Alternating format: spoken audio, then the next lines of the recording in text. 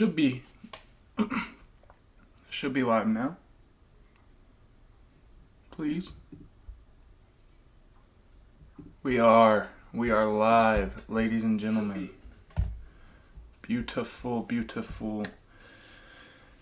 I hope y'all have had an excellent day so far. This is my favorite day of the year, of course.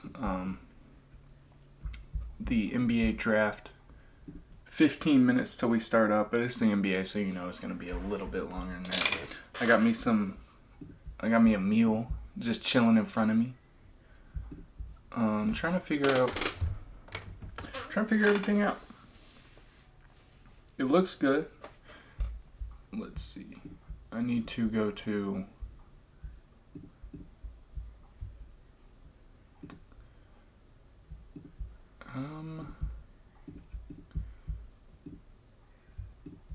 it's kind of bugging on me. Hold on. Here we go. Look a little blurry, but it'll buff. Alright. We're in it. We're good and ready to go. Let me like my own stream because, you know, I just be doing that. That doesn't even look right. Some B-dubs. That looks better. Some B-dubs. 20-piece boneless Chipotle barbecue. That's my go-to. Kind of lights me up a little bit. Gets me going, man. I'm excited. A lot of different storylines for this draft this year. Of course, you got obviously who's going one. Probably going to be AJ at this point, but could very easily and very well, I think, in my honest opinion, I think that Cam Boozer and even Darren Peterson being kind of written off of the number one pick, it's kind of dumb, but you know that it is what it is. Yeah, I'm ready to go.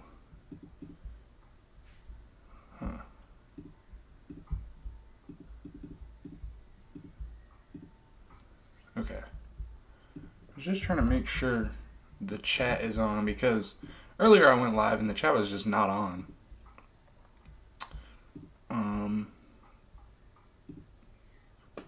Yeah, I think we're good. I'm going to pull up my big board.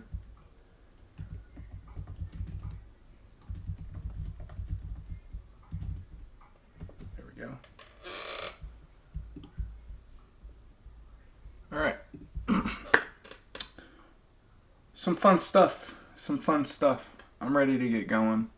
I probably should have waited. I know what the NBA does. I know how they work. They love to just make everything take forever.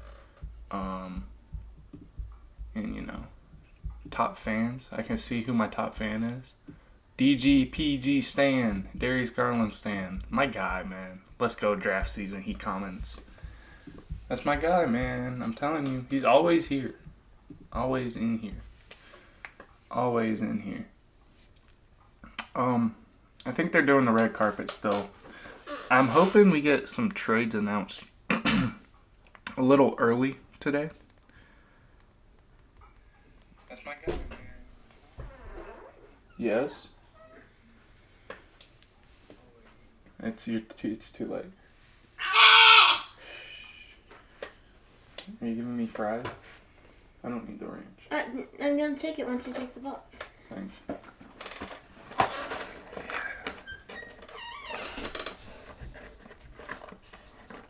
She tried to avoid the camera. Poor girl. Little does she know only 2 people are watching.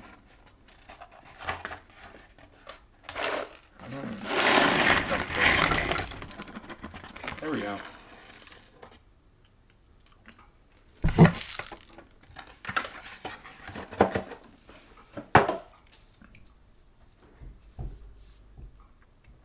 Man, that Brendan Sorsby stuff is crazy. What's up, Orbit? My boy Taylor. I didn't mean to dox you like that, I'm not gonna lie. That is on me. I should not have said that. I'll call you XO. Kisses and hugs. God, dude, can the NBA just start anything on time, please? I know it's supposed to start at 7, but AJ DeBonsa looked like he's in a freaking like ninja outfit. I like it though. We like it. We're rocking with it. That is kind of cool. That tux. Isaiah Evans looking fly. I can't believe Giannis actually got traded. There's so much to talk about NBA wise, but why would we do that? I want to know if I sound good. It's very visually pleasing. Don't even appealing. Don't even worry. There's more. Oh wait, there's more.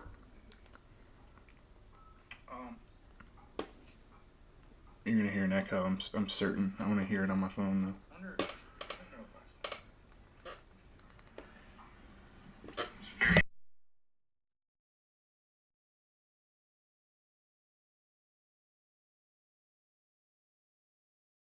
There's more. Ugh. I unmuted as I was still talking. For watching. Beautiful. Do not be shy. Leave a comment. Like my boy Orbit. If you have a question about my big board too, you can see it scrolling down there.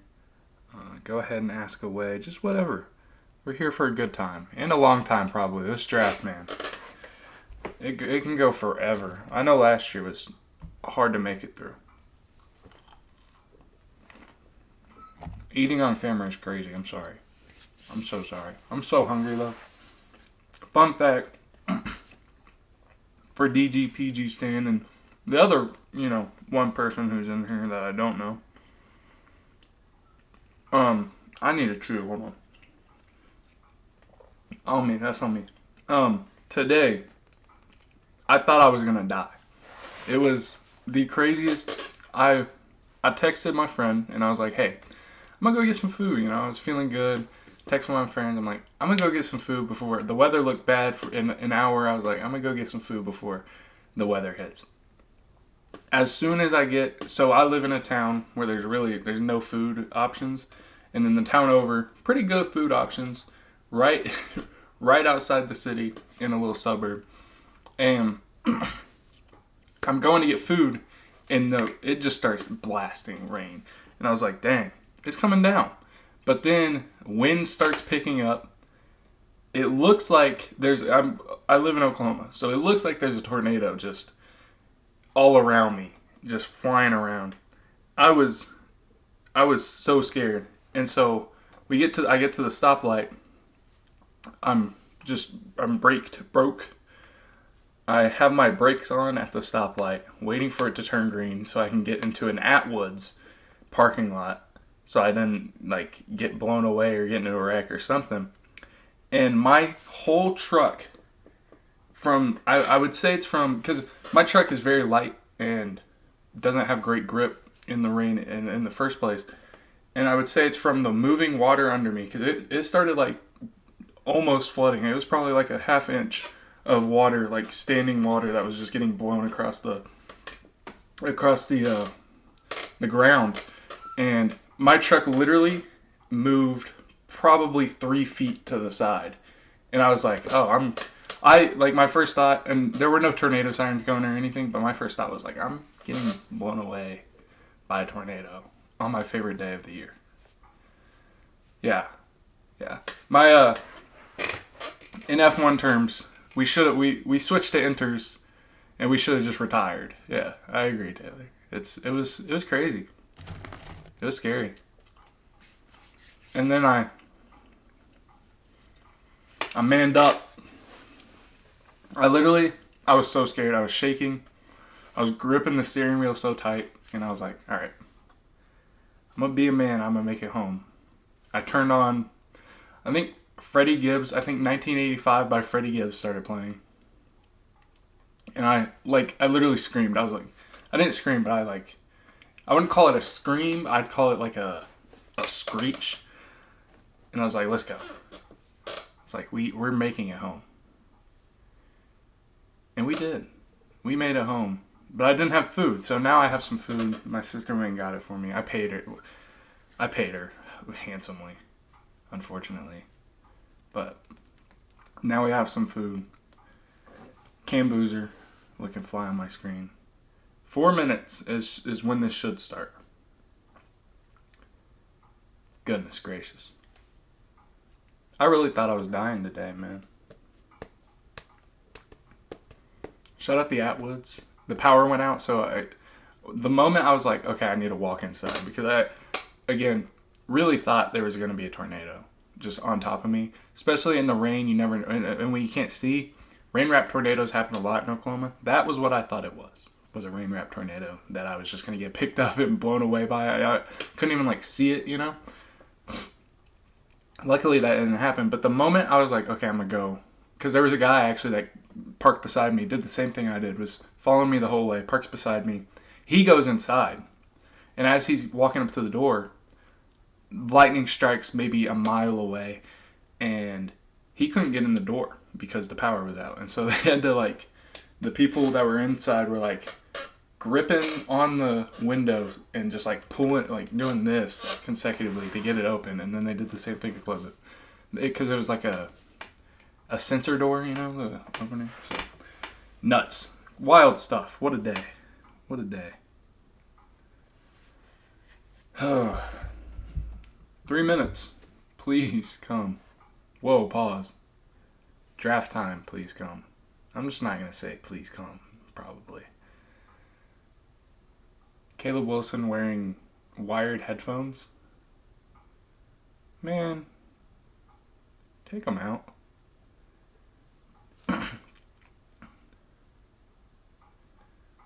Greek guy and Freddie Gibbs reference, and then a lot of people and picks. I love it for the Heat when you can get a top 3 to 4 player in the NBA. Pretty much nothing that you give away is going to be as valuable as said player. Because you can always fill the outskirts of your team out. They have a good contract to trade in Jovic. I think he's making $15 million. Still, I believe they still have a couple seconds, maybe. But, I'm sorry, I was trying to read that last comment, and I'm not picking up. Anyway, I think they still have a couple seconds, so you can trade Jovic in those seconds. Maybe be able to bring Norm Powell back. I don't think that's going to happen, though. Davion Mitchell playing point guard, so you have Davion, Bam, Wiggins, and Giannis right now as your kind of core four. Defensively, just disgusting. I do like Giannis and Bam's fit defensively, especially because you can kind of rotate each of them. Bam's going to be playing the perimeter and doing the switching, probably in more pick and rolls than Giannis will be. But when Bam's out guarding the perimeter, now you have Giannis to protect the rim, so that's just disgusting. For the Bucks, if you trade them 2 years ago, like they should have, like it had been rumored they would, you get back way more than what you get back. But Kel'el Ware, there's some upside there.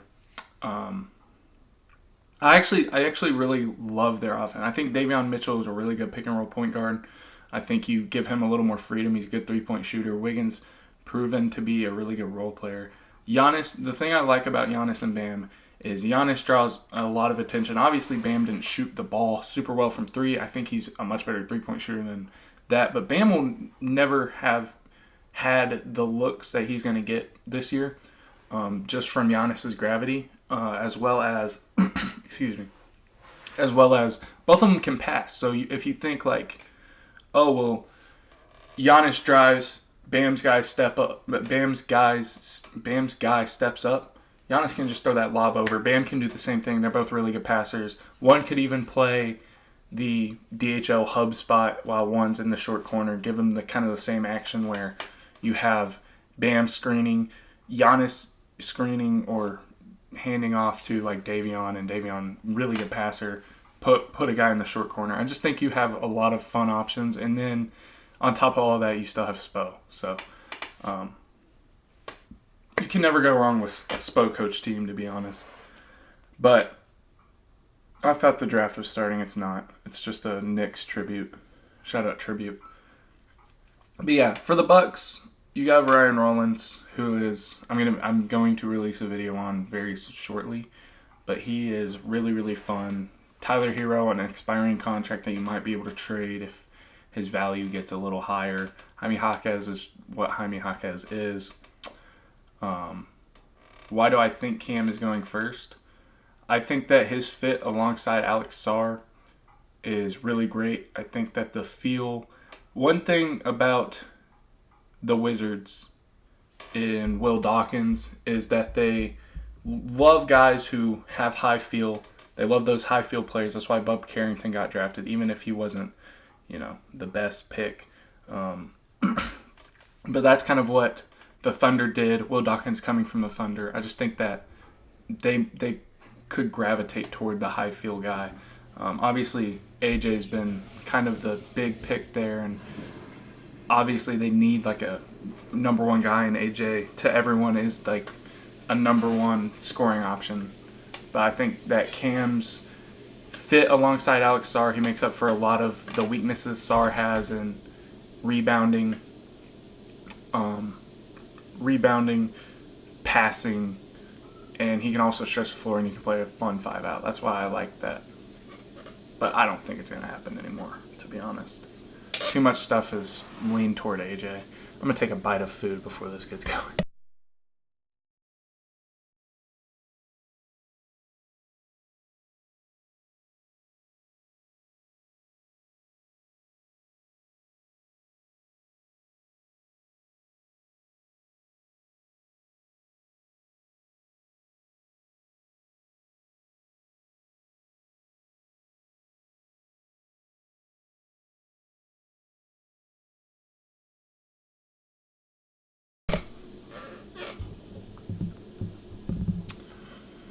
Oh. Do you think a trade to pick one happens? What? Do I think someone trades for the first pick? No. I think top 4 is pretty set in stone. But after that, it could get kind of crazy, trades-wise.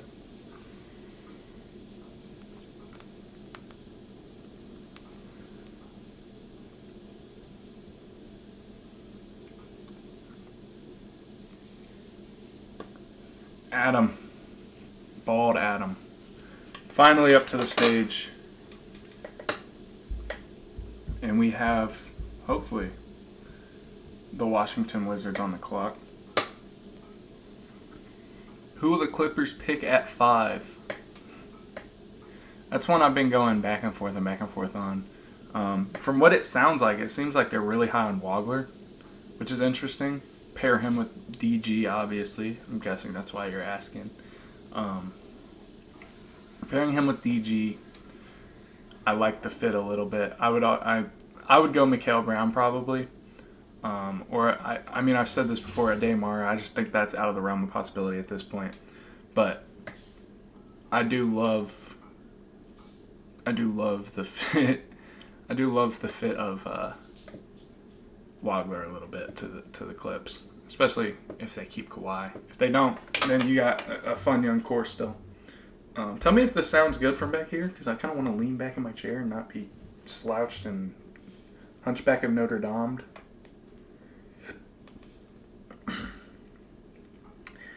I can't hear a single thing that's going on my TV, and that's a bit of a problem.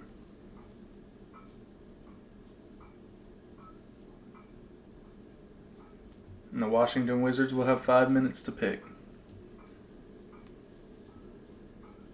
All right, it's going. Here we go.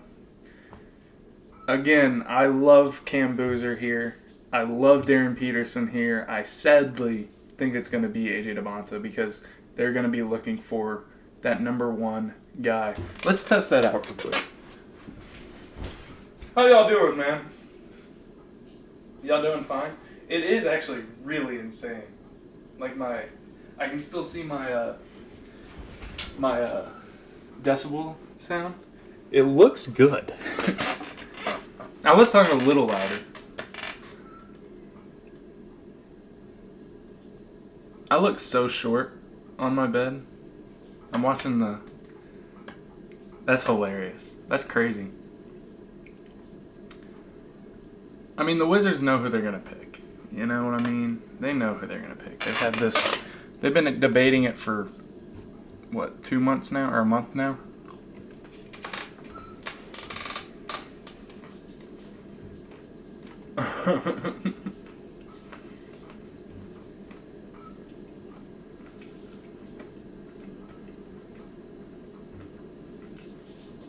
Greatest microphone of all time. People are wondering. It picks up a little too much stuff, to be honest. I just got... Oh my gosh.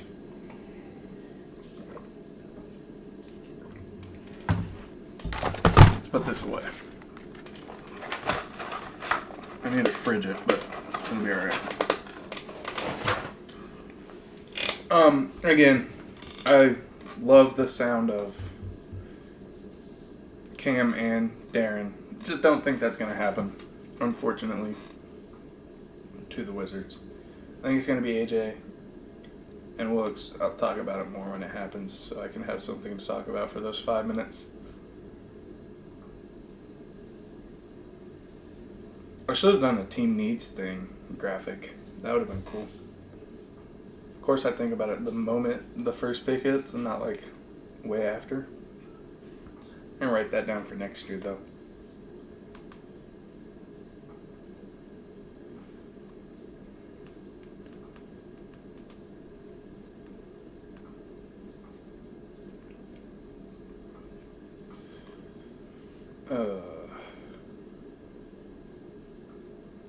I want to look at... Hold on. Yeah, I can't just see who the top fans are. That's kind of cool. Thanks, LG, for that input. I hate... If you have the first pick, how can you not have the pick in immediately, you know? Make up your mind. You should already know. To be honest. It looks like everything's going great. I got a Ethernet cable for this year. I just have a thing of ranch now in the middle of my desk.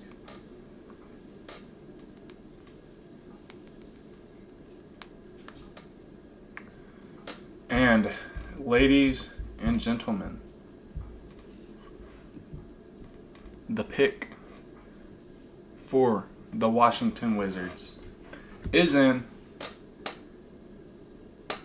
And now we sit and wait for a little bit.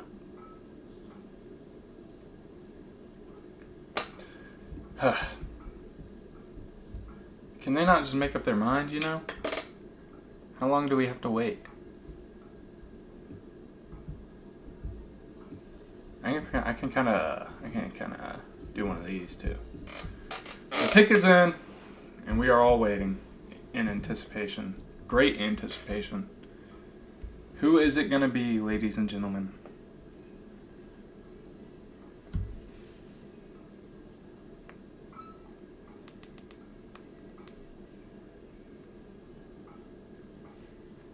I mean, how long does it take? The pick is in. Let's go, Adam.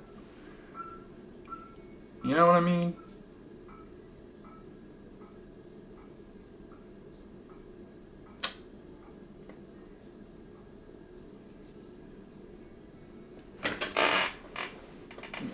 We're just waiting. Here we go. I should probably turn my Twitter notifications off for Shams, but who cares? I mean, come on, dog.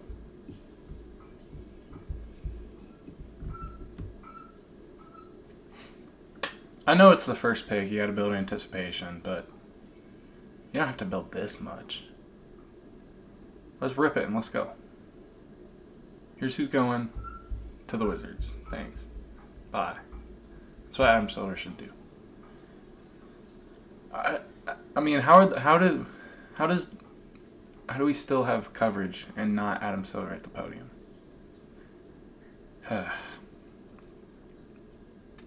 Gotta love it, man.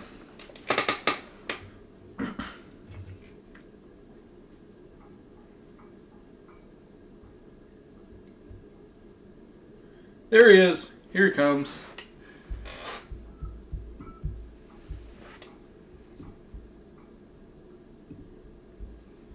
And with the first pick, the Wizards select A.J. Dybantsa. He will be a Washington Wizard. Man, that's crazy. He fits in decently. Gives them a long wing. Obviously, I already have Keyshawn George as well, but he works from the mid-range. You have a lot of good shooting around him. He can really play off the dribble, in the post. He's really good. I think already he has best in the world footwork. I think that it's up there with Jalen Brunson. It's up there with Shea. It's that good. And then his handle at 6'10" is incredible.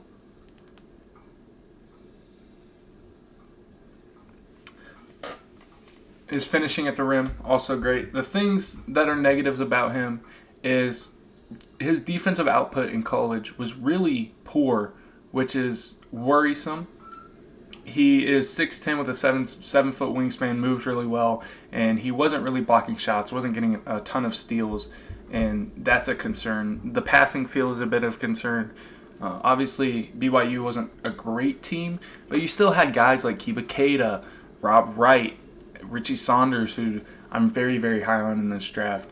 And he didn't really pass the ball super, super well, a little too many turnovers. And the three-point shooting in general, because of how much lift he gets on his jumper, it might never be purely great a great three-point shooter, but I do think he can develop into one. But I just think most of his work is going to be done in the mid-range area, especially out of the post. And again, the footwork as a driver or in the post, it's all world. It really is. So, but I think the biggest thing will be, and alongside Alex Sarr, you get Dybantsa, and if you can get him to buy in defensively, it could get very, very, very scary out there in Washington, especially alongside Trae Young.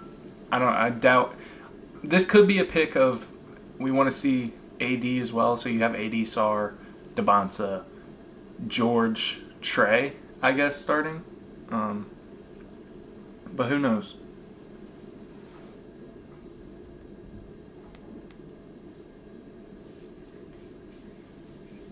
Jazz on the clock next.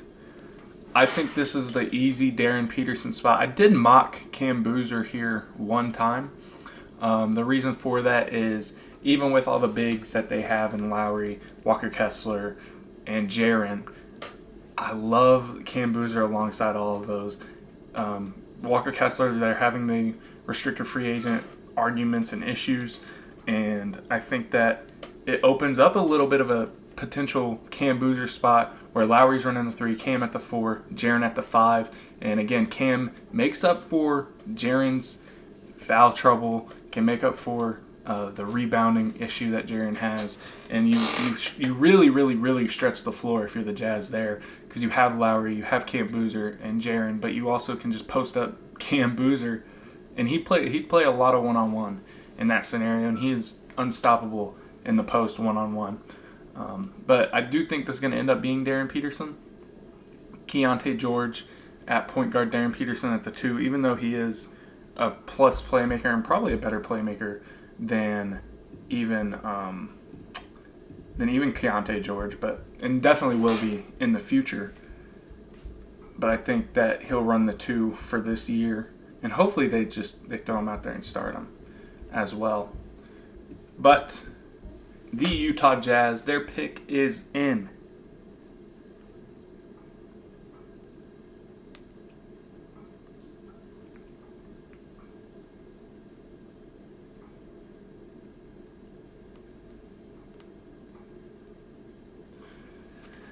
And we wait patiently.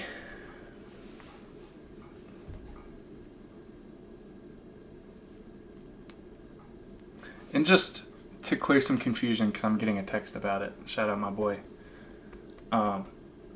all of these heights are with shoes on. Because what is the point in doing height with no shoes? Do you play basketball barefoot? No. You normally have shoes on, unless you're Alex Caruso. So, all of these heights are, again, going to be with shoes on. Because I think it's funny that they I know you could get like spring shoes or something, or like Air Maxes or something, but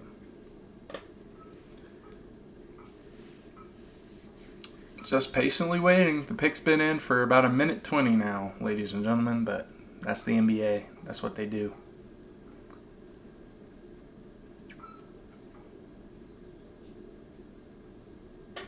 Man, if the Grizz get Cam Boozer,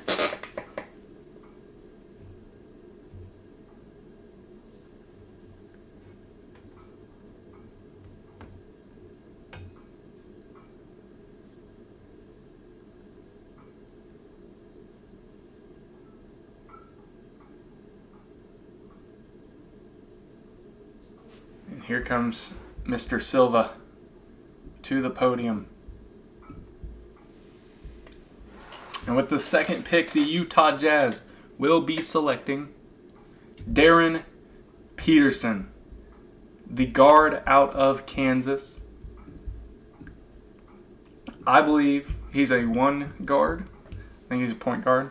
He measures in at 6'6" with a 6'10" wingspan, 200 pounds. He was second on my big board.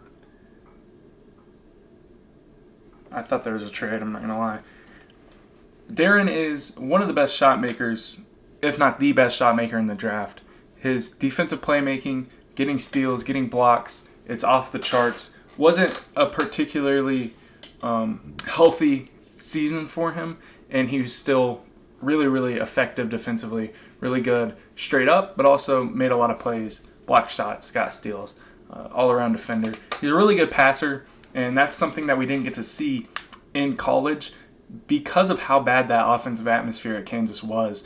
Melvin Council, Flory Badunga, both super, super not great offensive players. And outside of that, you had like Cole Rosario, who's just not that great offensively. And so it was really Darren Peterson. He was the offense for them. And if you go back to his high school days and you watch that tape, the bend, the burst, the first step, the leaping ability, the explosion, it's all there. At Kansas, it wasn't as much because of his cramping problems, his issues with just overall health. But the off-ball play is definitely there. He also just had a low assist rate in college, and I think we've explained that concern a little bit. But Darren Peterson to the Utah Jazz, and I would assume he'll be the two guard for this year, and you wait to see what happens to Keontae George in restricted free agency. Again, that's another guy that the Jazz have been having those conversations with, those issues with, and it's been going pretty interestingly. So definitely fun. I think Darren, especially in, as a rookie, being able to play off ball and doing kind of what he did at Kansas, which is play a lot of off ball and not be on the ball as much as we're used to seeing with him. I think that will benefit him quite a bit for his rookie season and moving forward.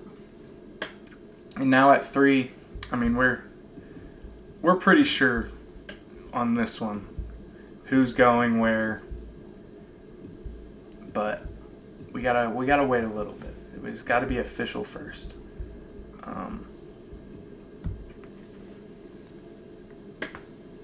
But yeah, I love Darren to the Jazz. It doesn't even feel real yet, you know what I mean? It's crazy that I get to see Darren Peterson playing for the Utah Jazz.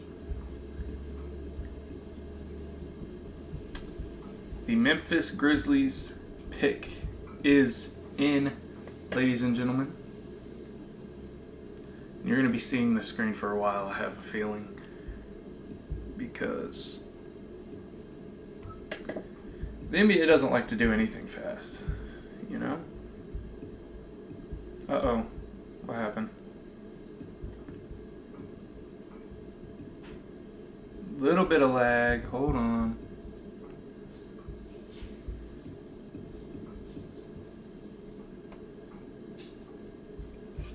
That's not good.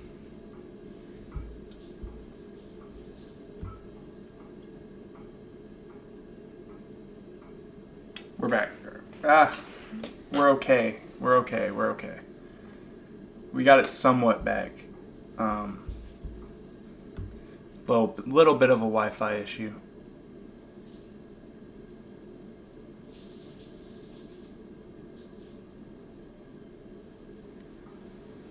Probably a screen. It's probably just a digital camera frame, if I had to guess.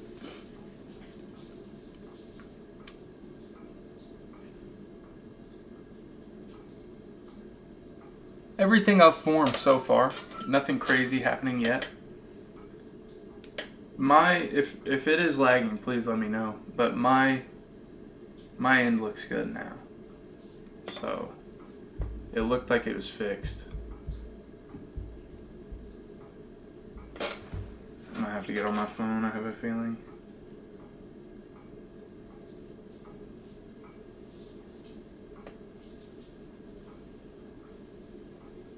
Nah, that's bad. No, it's good. Never mind. Alright, we're back. A little bit of an internet issue. I don't know if I can get it up high enough. Boom. This is an Ethernet cable. Mint designed for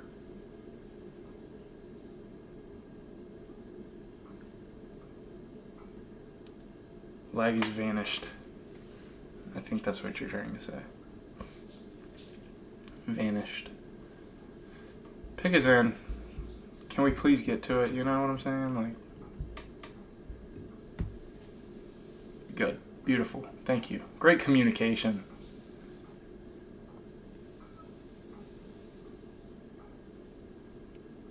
Here comes Mr. Silva. And I'm going to just put it up there before anything even happens. The number 3 overall pick to the Memphis Grizzlies. It will be Cam Boozer. We all knew that was coming. Cam Boozer to the Grizzlies is insane. I genuinely can't believe it. You get Boozer alongside Edey. That is just a front court of disgustingness. You also have Cedric Coward, who had a really promising rookie year, can probably play a little bit more defense, make some more plays defensively. But for Cam Boozer, there's a lot of positives and not many negatives, as you can see. He's got elite feel as a passer, playmaker, really good out of the catch and shoot. Shot 40% from 3 this year. He's a really great finisher, super strong finisher, unbelievable rebounder. He can attack off the dribble, moves better than most guys who are 6'10", 253, and he's switchable defensively. He's got good footwork as a defender and can defend on the perimeter at an extent. You know, he's not going to just lock down your number 1 guard or whatever, but he can definitely switch out and play well against it. And then the biggest negative is his vertical athleticism. It's been, rehashed over and over and over. But the thing about Cam Boozer nowadays, or I'll say high field players nowadays, is that they turn into the best in the league, right? When you think of Nikola Jokic, you don't think of a super elite athlete. He doesn't even really protect the rim all that well. But his feel, his passing, his playmaking, that's what really sets him apart. Shea even. Obviously Shea, a lot of shot making. All three of these guys, really great shot makers. And Shea, Luka, and Jokic. But all three of those guys also have really high feel for the game, really smart playmakers, really smart shooters, and shot takers most of the time. Looking at you, Luka. But I think that's a big common misconception, is the guys who run fast, jump high are the guys who have super high ceilings, when in reality the guys who have the unteachable feel for the game and passing and IQ are the guys who really turn into best in the world material. And I think that's what really sets Cam Boozer apart. Shout out to White Sox. They just scored 1-0. One of the first games I'm missing all year. But it's all right. It's worth it. Here at 4, the pick for the Chicago Bulls is in. Boom. Look at that beautiful bull. The Bulls logo, for whatever reason, was super hard to find on the internet as just like a transparent logo. So the top 3 went the way 90% predicted. Yeah. There was a little, it was probably just a smoke screen of Cam Boozer potentially to the Wizards, and I kind of bought fully into that, but obviously he is a Memphis Grizzly. And the Bulls pick is in. And I mean, most know where this one's going. Kind of the same as the Cam Boozer pick.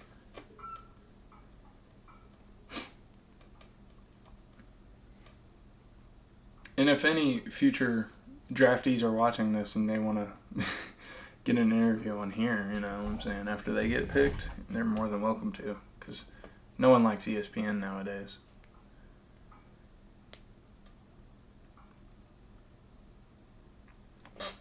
Trying to... Oh, no. Let me go back here. There we go. Okay. 3 picks in. The 4th, we're just waiting. I'm looking for the picture frames in mind or in mention. And I have no idea. I don't see them. I see one. Imagine if they did just buy a whole bunch of picture frames and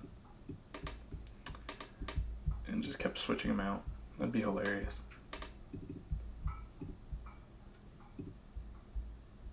Boom, boom, boom, boom, boom, boom, boom, boom.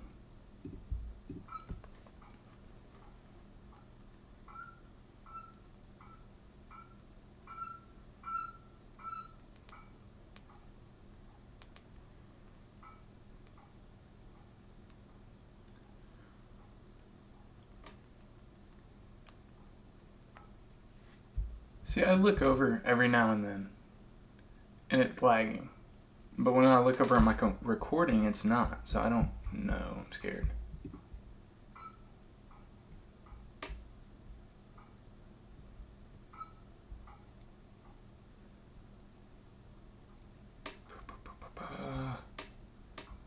I need to just look on my phone. It looks like it's lagging. It is. Good lord, man. Yeah, I see. Hashtag lag. No. Let's not do that, Grant. Let's not do that, Grant. The Chicago Bulls now on the clock. And they obviously take Caleb Wilson.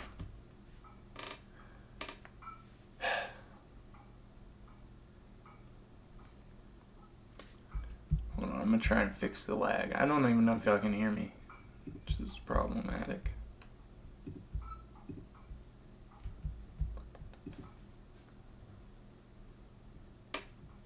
Okay, we look good. Alright, we look good. Yeah, it's funny. It's weird. Anyway, Caleb Wilson going to the Bulls. Oh, I forget you're an Arkansas fan, Grant. That's completely on me, man. That explains a lot. That dude plays zero defense, by the way. Anyway, Caleb Wilson. We'll cross that bridge when we get there, Grant. Don't you worry. Caleb Wilson going to the Bulls.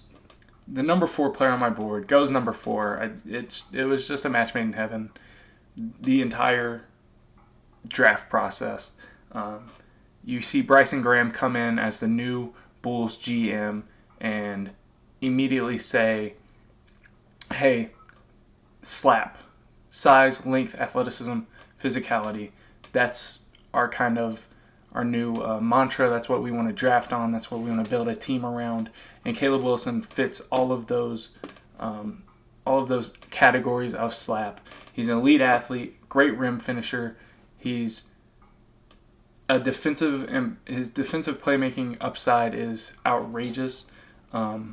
Great shot blocker, gets a lot of steals, uses his long wingspan to do so. He's fun in the post as a kind of a Giannis type post player, not really as strong as Giannis, but can go to the post fade a little bit, can hop step through, and he's a solid enough passer. The negatives are the 3-point shooting. His just overall ability defensively, I would say, is a little lacking. Some of the technical stuff, some of the footwork stuff, and his effort at times is really, really, really, really poor. But those are the Caleb Wilson facts, but it makes so much sense for the Bulls. The thing about Acuff, Grant, is although the system definitely isn't catered to a guard or point guard playing lockdown defense, his footwork, lateral quickness is really bad. He has super stiff hips. He kind of gets moved around. If you screen him, he's out of the play. Like, there's just a lot of those little things that kind of make him too much of a negative defensively for my liking. So I think once every 3 picks we're gonna get some lag. Or 2 picks. Just be prepared for that. The Clippers now on the clock. This is the interesting pick. This is the one. This is the weird one. Obviously excited for it, but we'll see what happens. It's going to be a weird pick though, because I don't really know what they'll be looking for, because you have Darius Garland now. Might even believe to an extent in Yannick Conan Niederhauser as the 5 of the future. Kawhi is what he is, so I think this is a super interesting spot, and I am just waiting for a trade, kind of. I'm kind of just waiting for a trade.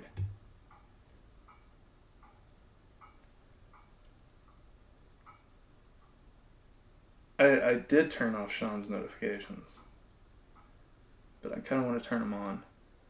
Clipping for his Hall of Fame speech. Hey, if he makes the Hall of Fame, is Shams not tweeting him out? Thank God. Shout out Shams, man, for listening. If he makes the Hall of Fame, which he could because of how just insane he is offensively, much credit to him, for sure. Much credit to him. As the Clippers still don't even have their pick in yet, and they've ran out of time, which is interesting. And I guess I didn't make a pick his end screen for them.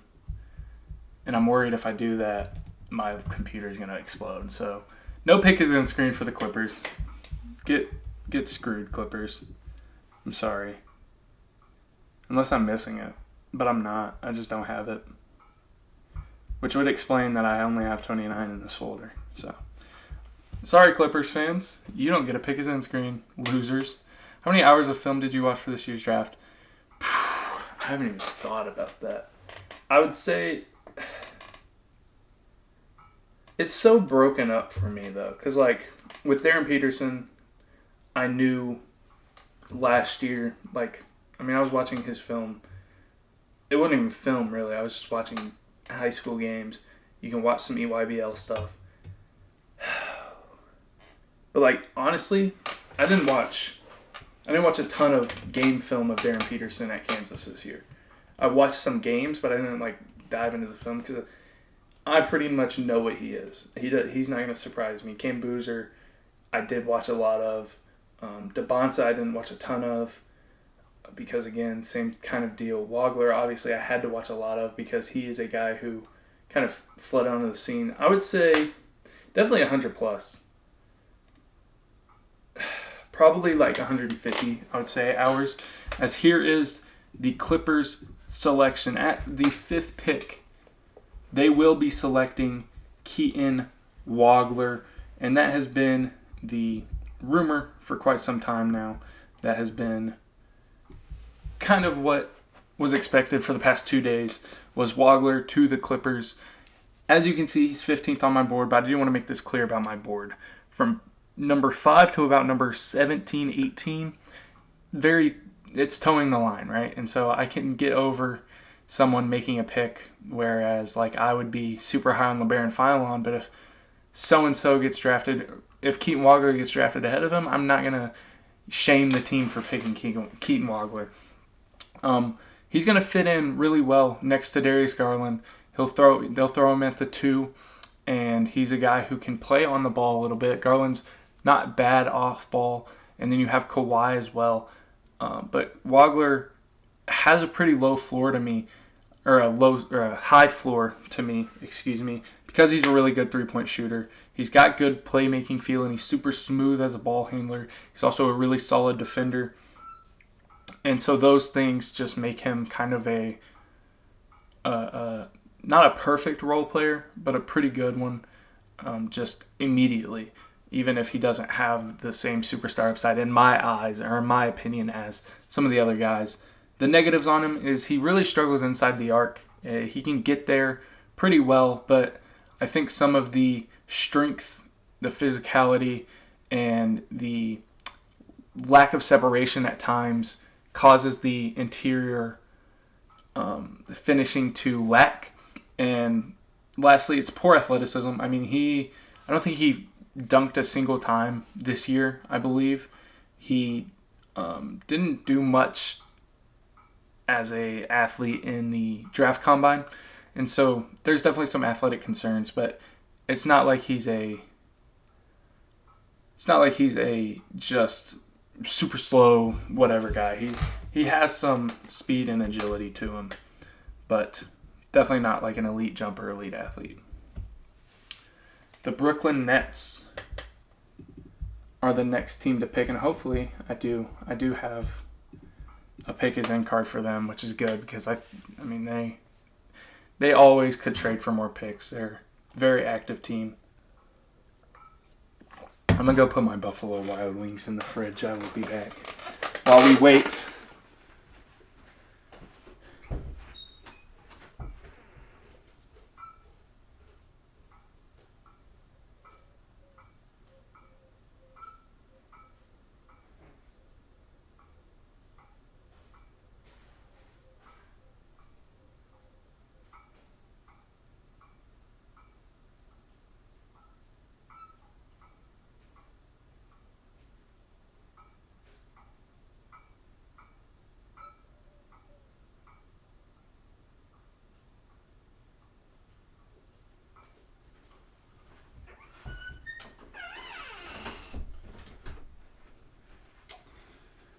We back. Pretty excited for Wagler. You should be. I definitely, obviously I have him ranked 15th on my big board, but again, it's all so close. All of those guys are really, really solid. And it can just go so many ways at that point. I forgot I left my room, which is hilarious. Pick still not in for the Brooklyn Nets. That is nuts. I swear I look so short on camera. I promise I'm not. I look like I'm 5'10". I'm watching my stream on this monitor, like right in front of me, where my camera is. It's pretty funny. I swear I look so short. Like when I laid in my bed earlier, I looked so short, bro. The Nets pick isn't in yet. It finally is. The pick for the Brooklyn Nets is in. For Jay Billis, the best available is Acuff, Flemings, Burries, Brown, Mara. For me, my best available is loading. My best available is going to be Philon, Mara, Sturts, Brown, Anderson. So, a little bit of a difference there. It's just the shorts. It definitely is. Look at how long these... Well, the pick is on screen is on. Hold on. Look how long these shorts are, bro. They come into my knees, man. If I hike them up, though, like, do I look taller? Alright, anyway. Back to the draft. The pick is in for Brooklyn. And we are patiently waiting. They're excited. The entirety of the Brooklyn Nets management, front office. He just did the Italian thing. Is there anyone Italian? I don't think so. Who would be Italian? Christian Andersen's German. Lindbergh is like Jamaican, right? Or Bahamian? Go stand by the mini hoop. Let's test this theory. Which one? Here we go. Brooklyn Nets picking. We'll test your theories soon, bud. With the 6th pick, the Brooklyn Nets select Mikal Brown Jr. Really things staying exactly as expected here. I have to sing the ABCs to myself because I am dumb. There he is. Boom. Mikal Brown. This is a really fun pick. 6'2" with short shorts and 5'8" with normal shirts. Mikal Brown to the Nets. This gives them a lot of fun upside because Brown is a really, really, really good passer, but he's also tall. I really believe in Nolan Traore as a future point guard. Brown comes in at 8th on my big board. Last year, Traore was 9th. He probably would have been around like 20th on this year's board, but he is, and Mikal Brown that is a really exciting three-point shot maker. He gets downhill really well, really aggressively. He's unbelievable as a passer off of the live dribble, and he had some turnover problems, as you can see on the negatives. He turned it over a little too much for my liking, but that comes with him trying stuff that most point guards would not try. Some of the passes he tried to make.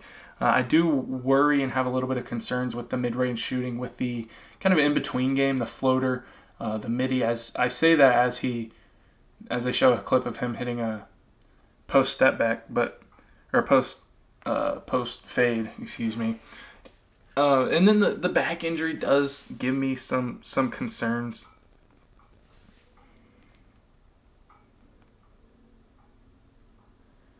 It really does. But I think he's going to be a really good ball player. Especially just as a passer. That's where he's so much fun. And now you have Traore, who's a great passer. You have Joman, who's a great passer. And you have Mikal Brown Jr., who's a great passer. Danny Wolf.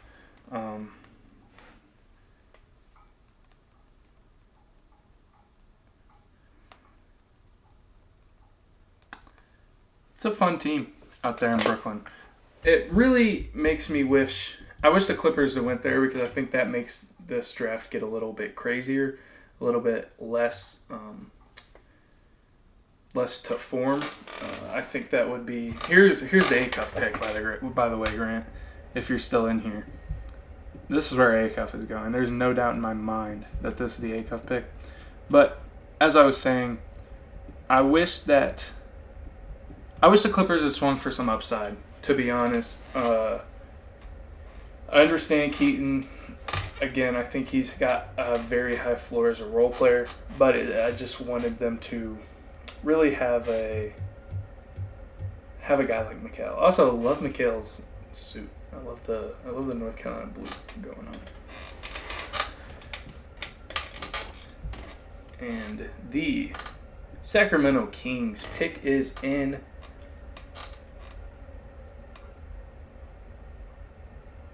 I think this is the Acuff pick. It's felt right for him the entire process. They love their scores, their scoring guards, man. They took Zach LaVine, and he has one knee. So...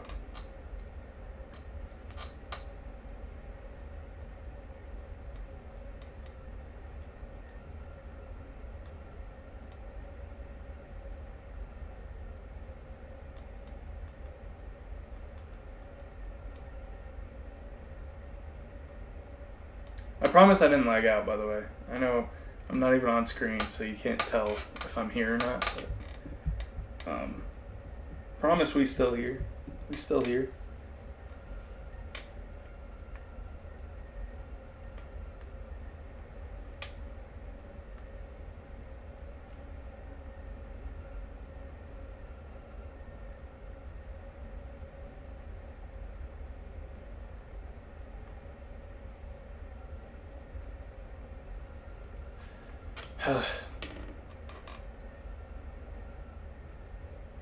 I don't have much more to say about Mikel.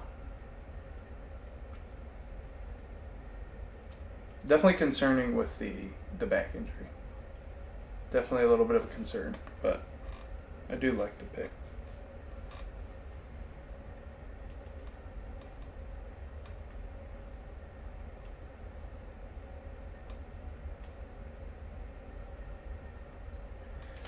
Mr. Silva! He's at the stand. Here we go.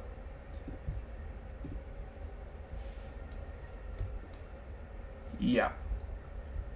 With the 7th pick in the NBA draft, the Sacramento Kings select Mr. Darius Acuff. I know Grant McNew. He's out there smiling somewhere. Acuff, 6'3" with a 6'7" wingspan. Don't do it, please. Please don't do it. I know. I know you know what I'm saying, but please.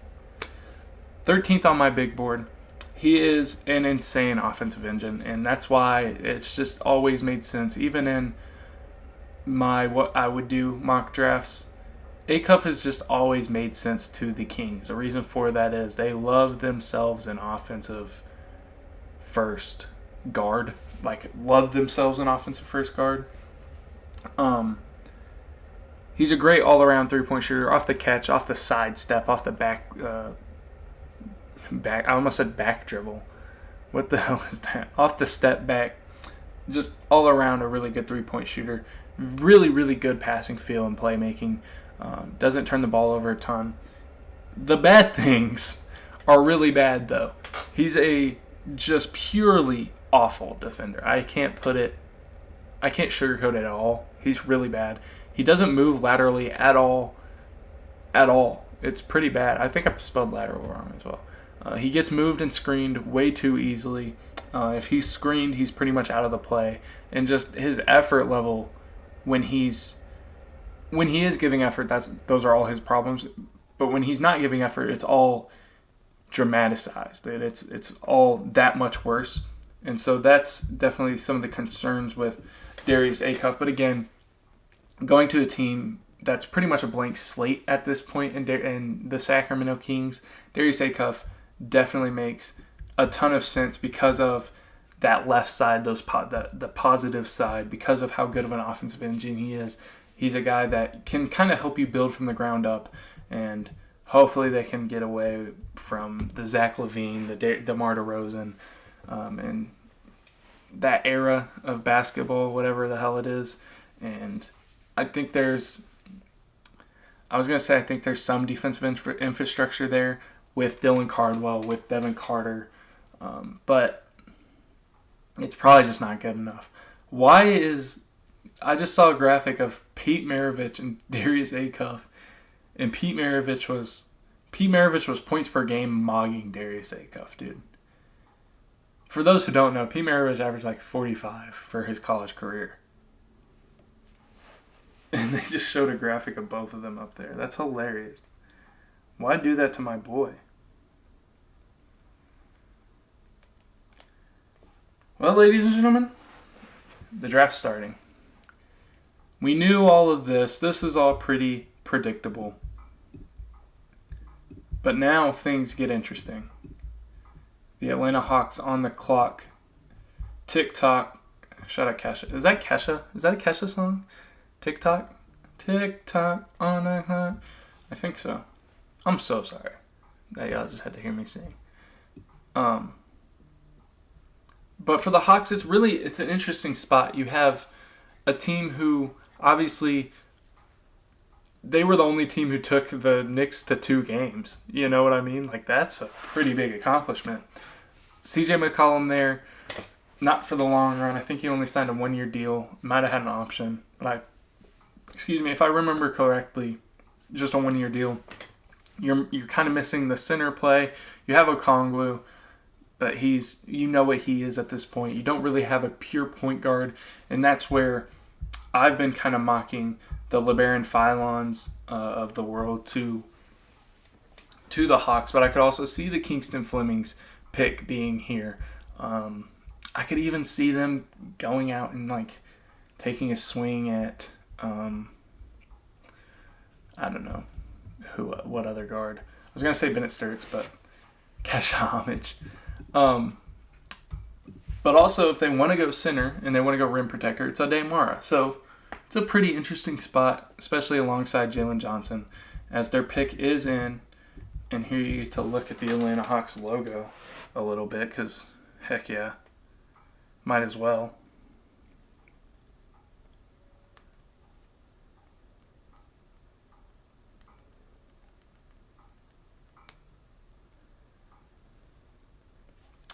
I need to stop putting the logo up and then getting on my phone and texting, you know? I'm lagging though. I gotta put it back up. I gotta put the pick is in up every time I lag, so y'all don't even know I'm lagging. I'm a master of the brain. Pause, man. I'm so sorry. I think this is Mara, or I would love to see Philon in an Atlanta jersey. I'm not gonna lie. I think it's Philon or Mara, though. We're almost a third of the way through, ladies and gentlemen. I've only been streaming for 66 minutes.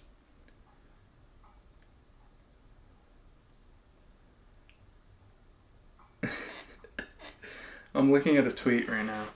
I actually want to show this tweet. This is hilarious.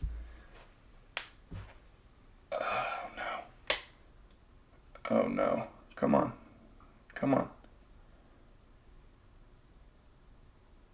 Oh, it's so close.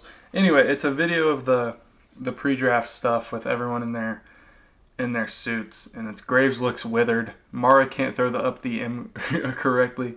Okori exists. Yaxel can't smile properly. Merez is awkward. Peterson looks like a skinwalker. Boozer is as bland as a beige suit. And Steinbach is mean mugging me. Nate Ament, please save this class. What a beautiful tweet. Twitter is I'm not going to finish that. Twitter is a place for sure. Twitter is a place on Earth that exists. I don't know who this is going to be, to be honest. I have a hunch, but I have no idea who. 10 seconds of ads left, and we get the pick.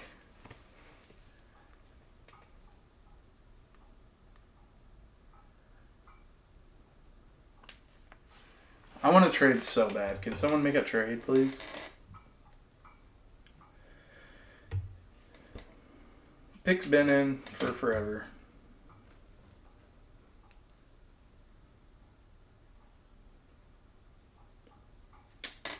It's the waiting game.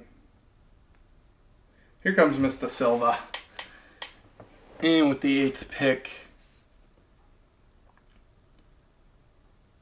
the Atlanta Hawks select Kingston Flemings. You know, knew it was a possibility. He is kind of just too good upside-wise for him. He's too good upside-wise for him to fall out of the top 10, to be honest. Gets to play alongside CJ McCollum, who there are some similarities in just, not in play style, but kind of in the, I want to say the type of player they are. The good news for Kingston Flemings is Chris Sinak is going to go hug him, his former teammate. That's awesome to see, because Chris Sinak needs some hugs, I fear. It could be a long night for him. Anyway, Fleming 6'4". Does he really have a 6'4" wingspan? Hold on. I need to confirm this. Listen to how good of a typer I am. Come on now. I missed the enter button like 4 times. Yeah. 6'3.5" even. 184. He's 12th on my big board. He's really good in the pick and roll. He's a great mid-range shooter. Teleports, and I mean teleports to the rim. So quick, gets there so easily. He plays with so much effort. He's got really good defensive hands defensively.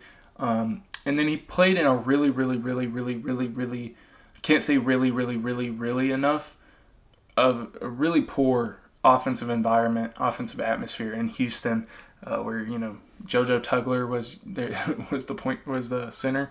So I think Flemings has a lot more to show offensively. I like the passing a little bit, but it's not particularly perfect yet. I worry about the three-point shot. When he's missing, it's very flat. It's coming out of his hand weird. He doesn't actually finish well at the rim, even though he gets there a lot. And he played in a system defensively that was just really, really great. And so some of the defensive credit he's gotten, I don't think is actually fully him. And I think it's a lot of just really, really good defensive atmosphere and system alongside of him. And now, no, I think that was a pick that, you know, no one really knew what was going to happen there.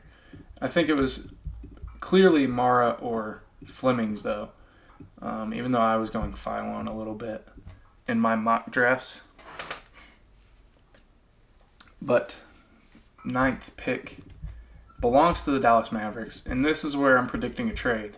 And I'm just waiting, and I'm just waiting and waiting and waiting to get that notification that there's a trade.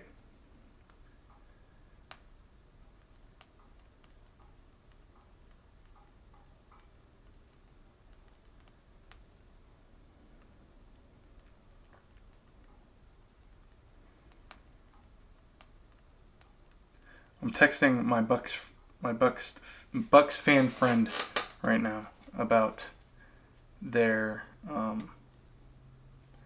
10th pick. This has to be a Michigan Wolverine, dude. I'm not gonna lie. It has to be someone from. It's gonna be Yaxel, Merez, or Ade. If they get Ade and they have Gaff, Lively, and Mara, that's insane. But it has to be someone. Shout out Dusty May from going. He was at FAU 2 years ago, man. What was it, actual calendar-wise? Pick is in, by the way. Calendar-wise, it was literally 30 months ago. That dude was at FAU, Florida Atlantic University, now is the head coach for the Dallas Mavericks after winning a championship for Michigan. Just a crazy, crazy stretch for him. And he found 3 guys out of the transfer portal. Mara from UCLA, Johnson from Illinois, and Yaxel from UAB, who turned into outrageously good players. As I started lagging right when I pulled up the pick is in graphic. Let's go. The pick is in graphic saving us. My best available still remains Phylon, Mara, Sturtz, Anderson, Lindeberg, which is crazy. I wouldn't hate Yaxel here. I think it's gonna be a Michigan Wolverine. I will go stand by the mini hoop after this pick, though. I forgot I needed to do that. That's on me, LG Swish. My bad, twin.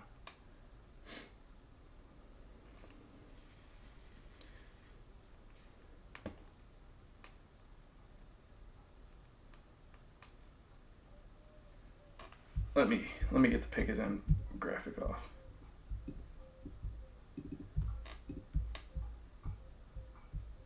And here we go with the 9th pick in the NBA draft. The Dallas Mavericks select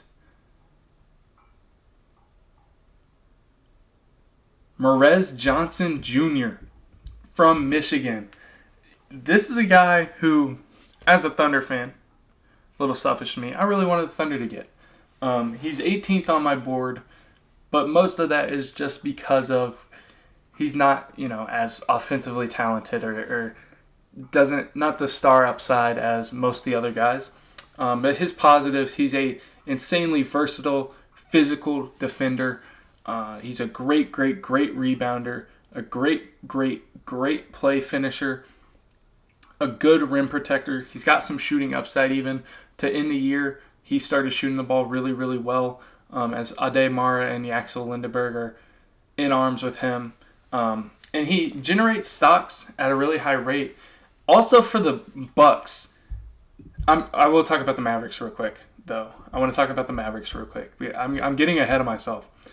Adding Mraz to an already super fun, physical, great defensive backcourt is really great for them. Obviously, you would have loved to add a guard probably, and you were hoping one of those guards fall to you. They don't, and now you get just an awesome four-man who can play alongside Coop and really just provides even more defensive upside and passing upside. And I think it's extremely fun.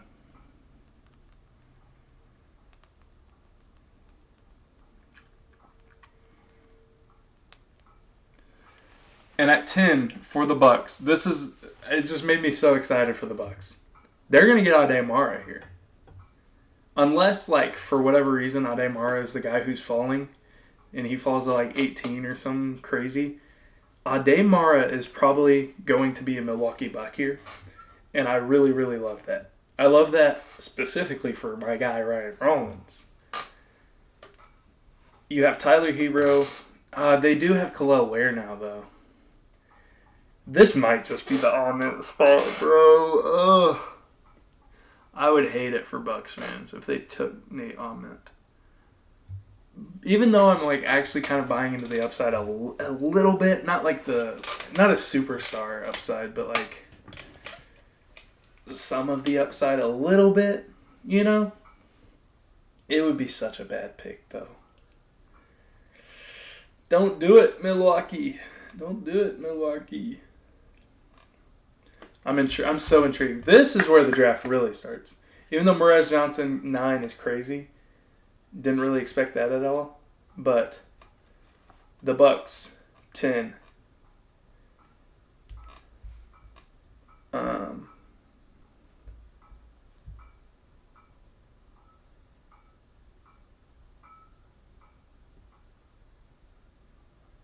Flex on me so hard with them Legos. What?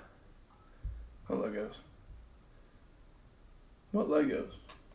What did I do? Legos. Oh, my F1 car's up there? Shout out Miguel Vargas. He just hit a homer. The Bucks pick is in. I'm just going to say this, too. This graphic took me forever to make because the eyes in the buck kept like going away when I would make it transparent. But Bucks picking 10th. Also picking 13th. That's why I'm okay-ish with an upside swing. I'm like okay-ish with it. I'm okay-ish with it. You know what I'm saying?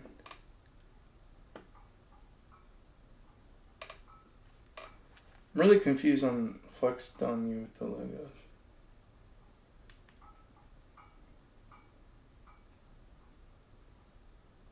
Oh, okay. I was so confused. Yeah, that was gonna be the Thunder. Honestly, I really thought it was. I thought Mraz Johnson was the guy, but it makes it more fun. You know what I mean? Cause like Mraz Johnson upside not really there. You know, he's just really solid and he is what he is. A guy like Dalen Swain, you know what I mean? I'm really intrigued. I hope the Bucks have Swain higher than Ahmed, though. Please don't do it, Milwaukee. I thought their pick was in. Is it not in? 2 seconds on the clock. I'm so intrigued.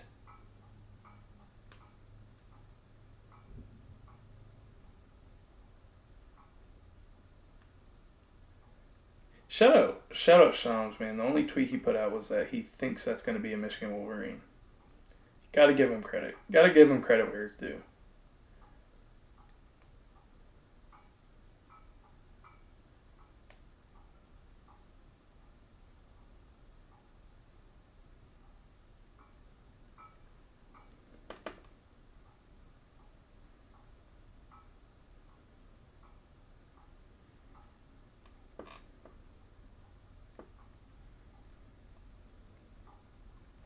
It's got to be Mara, right? It's got to be. I need to get. I forget that I like disappear when I put that screen up. I know they just got Khalil Ware, but he can kind of play the 4. Mara's. I guess Phylon's still available, so he's my best player available. But Mara, to me, falling this far is kind of crazy. And if you're the Warriors, you are salivating for Mara. If you're the Bucks, you have to pick him, right? Where's Adam? Where's Adam Silver, bro?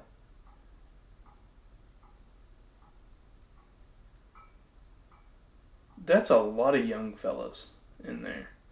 Don't really normally see a lot of young guys in a draft room. That makes me pretty happy as a Buck fan to see a lot of young guys in there. Here we go. With the 10th pick in the NBA draft, the Milwaukee Bucks select Braden Burries.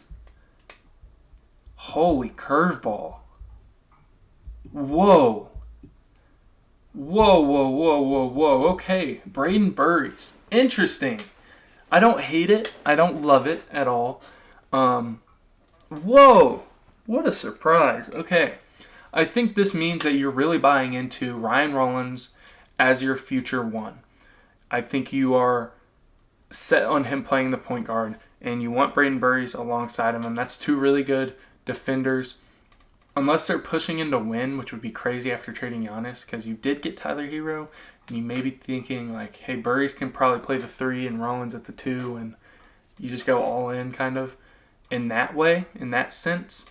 I think that you didn't miss, is the good news if you're a Bucks fan. Big board ranking for me, 17, but it's the same thing with Merez Johnson, where it's just because the ceiling isn't as high on Burries. He's not going to be a guy who's handling the ball and beating guys off the dribble. He's a really good 3-point shooter. He's really great off-ball mover. His specialty really is just transition finishing and transition running.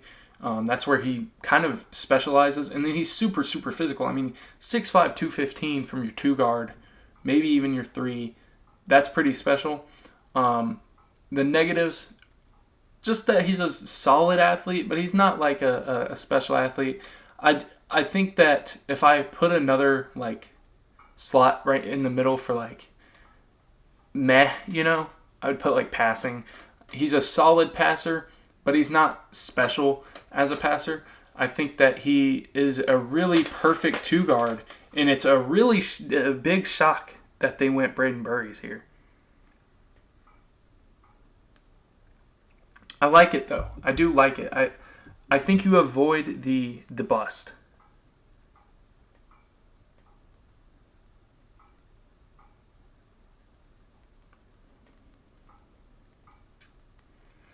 And I do think you set yourself up for at 13 taking a kind of a shot, I do think you do that.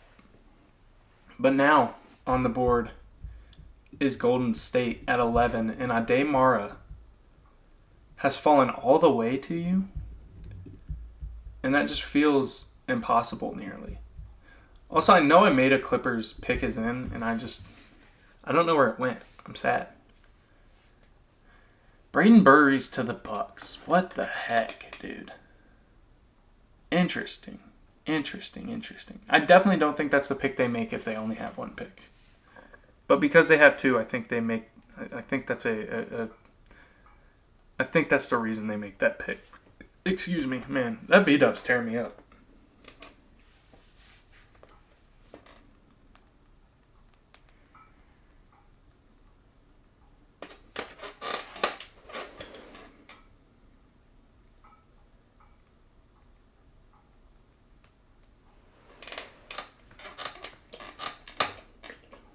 Wow.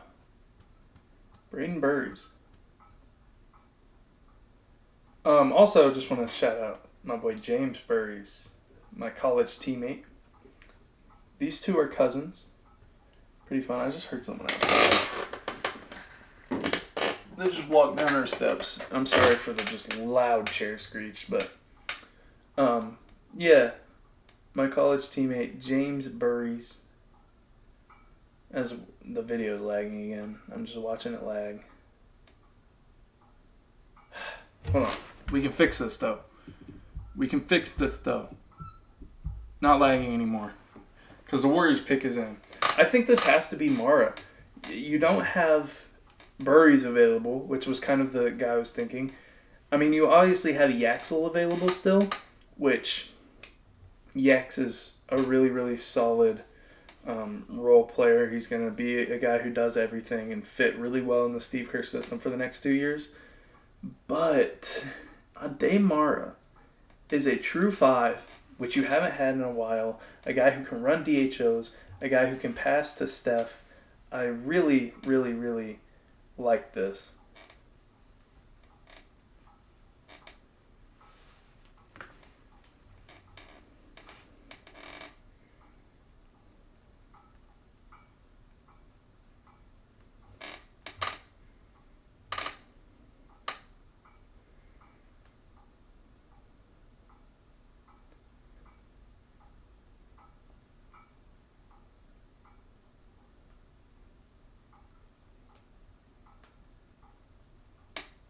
Again, I think it's either Yax or Ade here.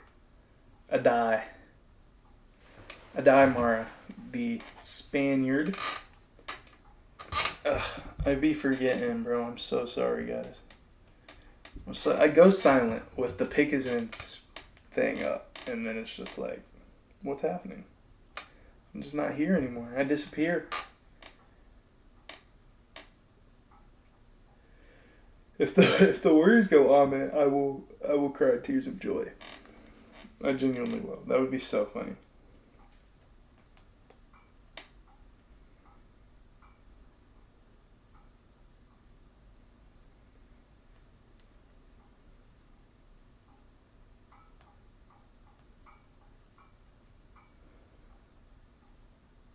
I'm also super, again, as a Thunder fan, I'm kind of concerned with the Nate Ahmed possibility.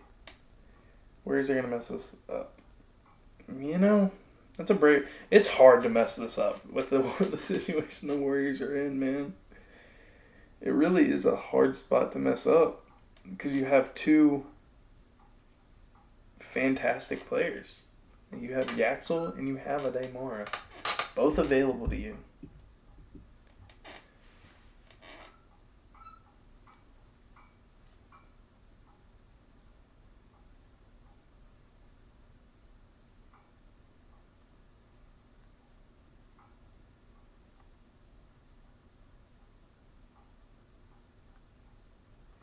Trying to read Yaxel's lips. He's on the screen. I was just like really locked in trying to read his lips.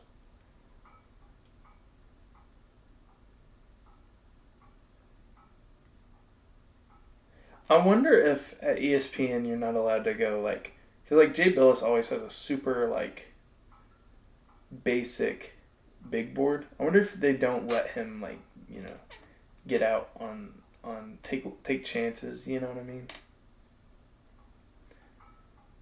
I couldn't do that, to be honest. Couldn't be me, bruh. I got Phylon 5th. He still hasn't gone yet. This is also a Phylon spot, is what, you know, has been rumored. So, Thunder R2. I would love to see Phylon 12th. I want him so bad at 12. And here we go. Do the Warriors mess it up? With the 11th pick, the Golden State Warriors select Yaxel Lindeberg out of Michigan. That's a beautiful pick for them. Beautiful pick for them. Gets to play alongside Steph. Gets to play that Draymond role. He's a super versatile defender. Really, really good. Was 10th on my board. Goes 11th. Really good spot. Really good pick for him. He's a great rebounder, a really good shooter. He makes plays off the dribble. Pretty great in transition as well, which gives the Warriors another thing. And draws some free throws, which gives the Warriors another thing. His negatives are age. He's going to be 24 by the time the first game is played, which oh well to me. And he doesn't really specialize in anything. He's not like a knockdown shooter. He's not like a gonna grab 15 rebounds, 13 rebounds a game. But he's just really, really a solid role player. 6'10 with a 7'3 wingspan, weighs 240. Really, really great pick for the Golden State Warriors. And now comes a very, very interesting part of the draft. Seeing as, what am I doing with this? I'm just dragging it all over the place. I don't know what I'm doing with my hand either. Seeing as the three guys that I mocked to the Thunder, all being gone, this is going to be one of the most interesting picks we get in the draft. A team who won is a calendar year removed from winning a championship. A team who is having to get rid of some players because of money issues, and a team who probably wants a guy who can come in immediately and help win games. And they're in a very interesting dilemma and spot here. At 12 are the Oklahoma City Thunder. Again, for the Warriors, Yaxel is a really great player. Just a perfect role player, in my opinion. I think he's the epitome of a role player. And it's a great pick there.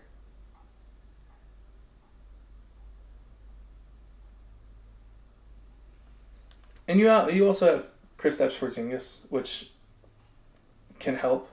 Draymond there as well, and who knows what Draymond really is. But again, I think he can be that Draymond. Steph has a lot in his tank still.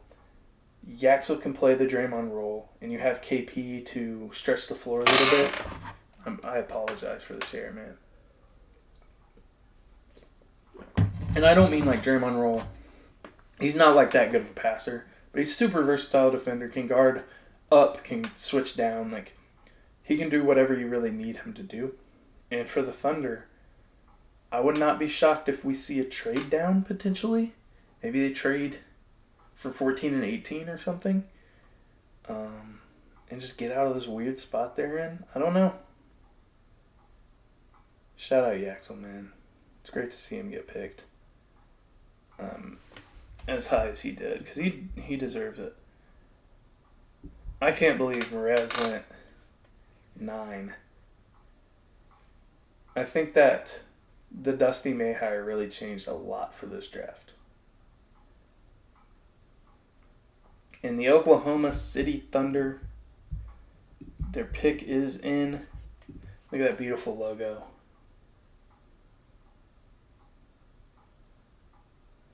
And I'm seeing reports that Joe Lacob and Mike Dunleavy disagreed on what to do. Oh, wow, it does look like they might be arguing. Interesting. If that's a thing, for real, I'm excited to, hear more. That is crazy. Anyway, Thunder pick is in. I'm thinking it's a mint. That's what I'm thinking, because I'm really scared it is. I would love Swain. I would love Mara.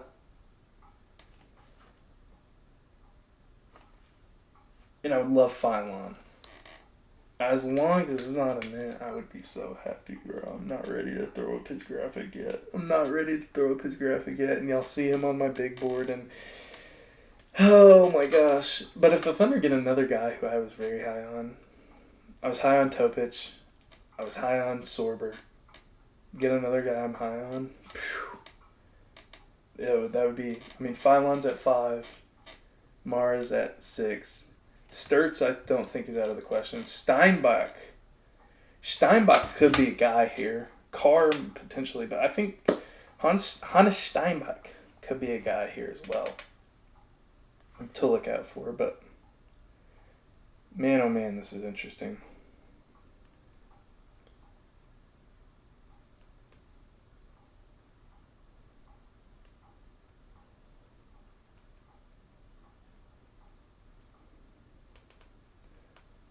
This is so weird. I'm so scared we're going to mess up. Faith in Sam Presti, though, I guess. Faith in Sam Presti.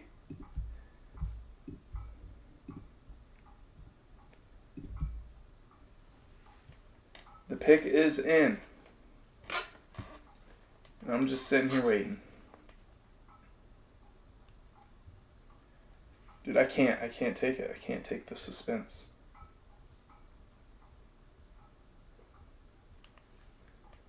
It's gotta be like Mara. It's gotta be Mara. It's gotta be. It's gotta be. Why are we still waiting, you know? You know what I'm saying?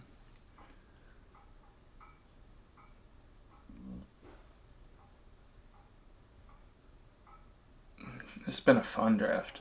I don't know what you're saying, man. It's been insane. Merez and Yaxel went before Demara.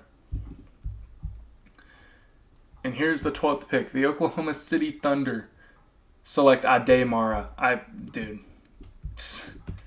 Come on now. Come on now. Come on now. Come on now. I gotta show y'all my smile. Come on, bro. Oh my gosh. Holy cow. Alright. Ademara, 7'4" with a 7'6" wingspan, weighs 260. He's the number 6th player on my board. And Dusty May is either excited or distraught that he's going to the Thunder. Positives on Ademara. Great touch. He's super coordinated, especially at his size. Really good touch inside. Some of the post hook stuff, it gets a little ugly. But he's a really, really good passer as a hub and in the short roll. And he's a really good shot blocker. He's a guy who can't play in super long stints. He doesn't have any shooting upside at all. He's a really bad free throw shooter. He's not super, super physical. I think he avoids physicality a little much. And he has just pretty slow feet.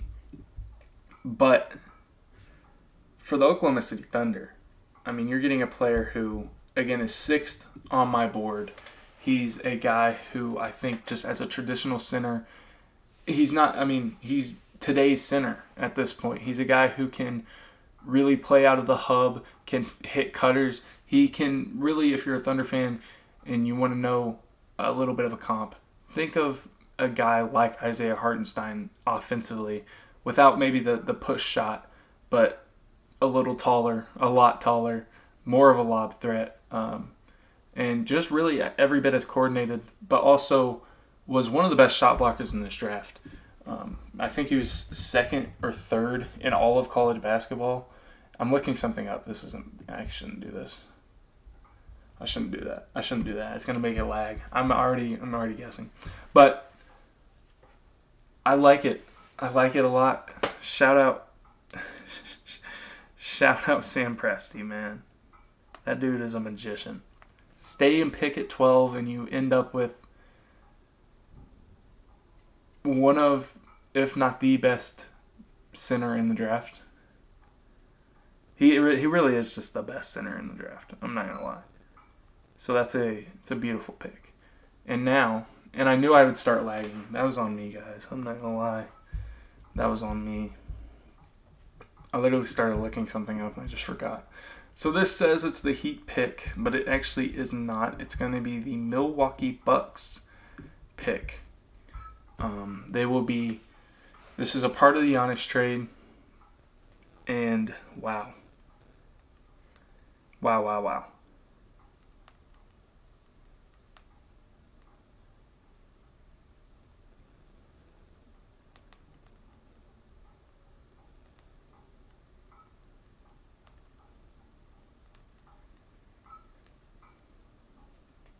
And if you're concerned about having Hartenstein, having Chet, having Mara, having Serber now, the way the Thunder have gotten here is by taking best player available. Every single draft, they've taken best player available, and you see where it got them. And now, in Ademara, you either have a guy you can move or a guy who is a part of your future or a guy you just have on a good contract for 4 years and can kind of play a versatile role, just kind of do whatever you need him to do. I really, really like that for the Thunder.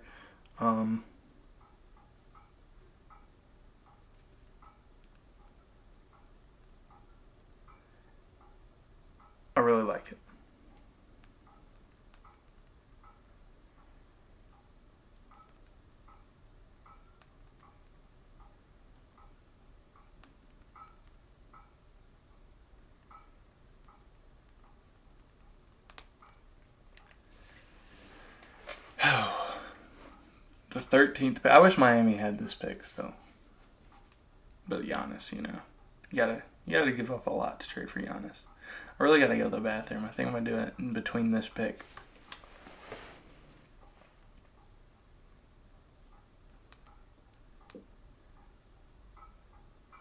Oh man.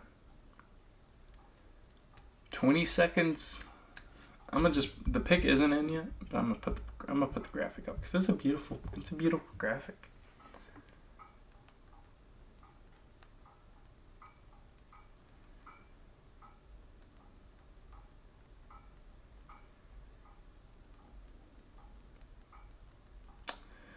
I put the graphic up and I just completely forgot.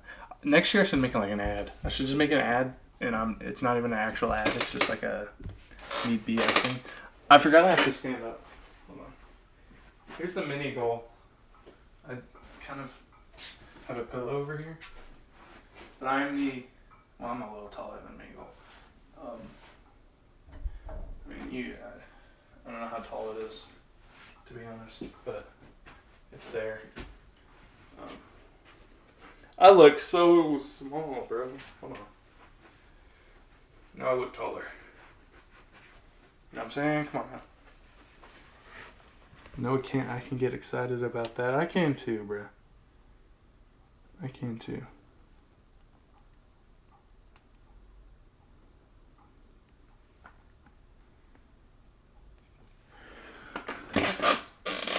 Benjamin Riekwald has not yet been drafted. He's actually the biggest faller, the biggest slider of the draft, and that's he's a slider the size of the Chili's sliders. He's a slider the size of those.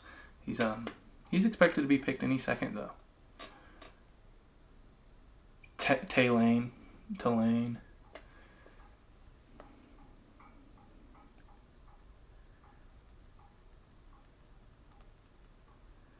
I can't, imagine trying to score. Imagine Chet and Ademar and you got to score on them. You know what I mean? What if this is the dumbest thing I'm ever going to say in my life. What if the Thunder run Mara, Hartenstein, Chet? Mara, Hartenstein, Chet, Dub, Shea. Get ready for it. Get ready for it, NBA. Get ready for it. That's all I'm going to say.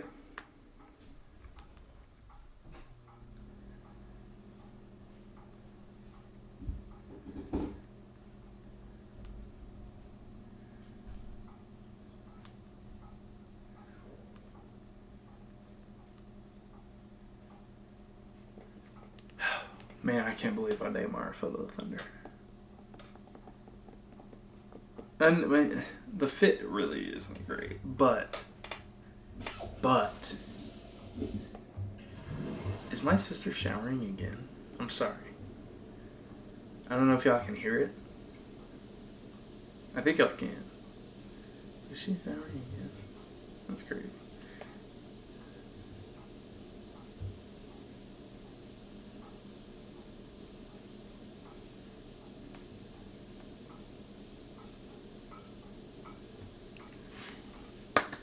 We're back. Here we go.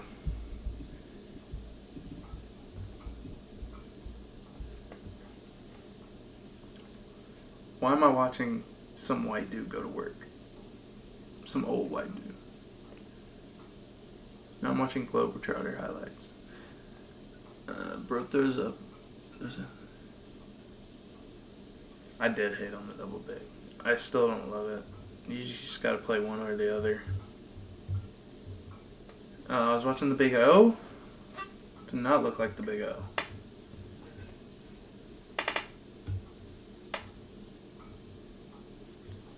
Chet and Mara is crazy though. That's gross. Alright. The Milwaukee Bucks, or I guess the Miami Heat, picking for the Milwaukee Bucks. I always wondered what would happen if the team that was picking for the team just didn't listen to them and picked whoever the hell they wanted. That would kind of be funny. The Milwaukee Bucks will be selecting Nate Ament. And again, you take your guy who's solid enough as a player got a low floor or a high floor, and you go out and take your big swing, your big hack, your home run swing. You know, it's like putting yourself in like a 2-1 count as a hitter and just trying to freaking hold on. It's like putting yourself in a 2-1 count as a hitter, and then you just like completely like, you know what I'm saying? Like taking a big hack at it. I'm okay with it. I would have hated if they went Amit at 10. If they went Burries at 10, and Amit falls to 13 to the Bucks. He's the number 32 player on my big board. He is a guy who really moves well for his height, 6'11", but super thin frame at just 211 pounds. He's got a really good shooting background. What I mean by that is in high school, he was a really plus shooter as a high schooler. He's got some good shooting indicators in just his three ball, the way it looks. It is a little slow to get off, but some of his negatives are it's Josh Giddey-esque, man. Some of his negatives are he's a poor ball handler. He's fine at times, but sometimes it gets a little too disconnected from his body, a little too loose. I just don't think it sticks in the NBA too much. He's not a good rim finisher whatsoever. He's a super slow and not a great decision maker, but super, super slow decision maker. And again, his frame is just so tiny. But for the Bucks, you're in extreme rebuild mode, and it gives you a chance to just... I already did. I went and stood by the mini hoop like 2 seconds ago. It gives you a chance to take a high upside swing and see if you can do the Giannis project all over again. Amit will never be that strong, but, you know, 3-point rate Mog Nate Amit and just make him shoot a whole bunch of threes. You got a chance. Here you go, Logan. This is for you, man. I have 2 blankets on the floor. That's why I have to step over stuff. All right. I'm going to go to the bathroom. I'll be back.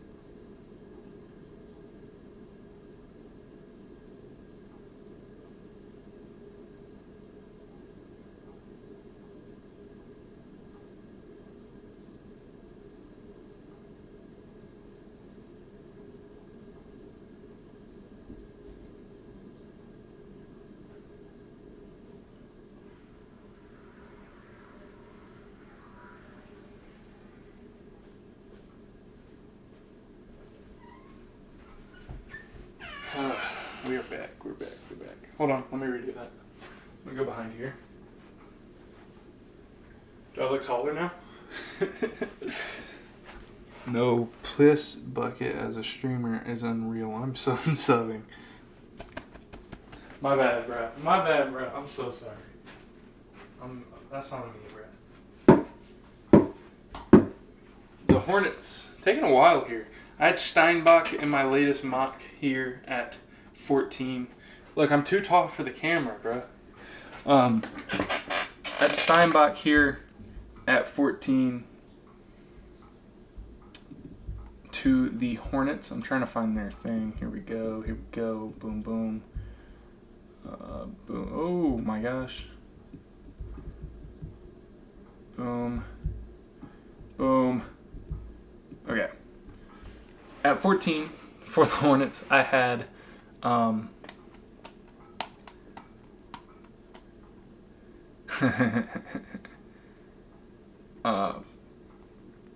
can't pay attention, bro. I can't focus. Okay, at 14 of the Hornets, I had Hans Steinbach as my last pick. I also like Jaden Quaintance here a little bit.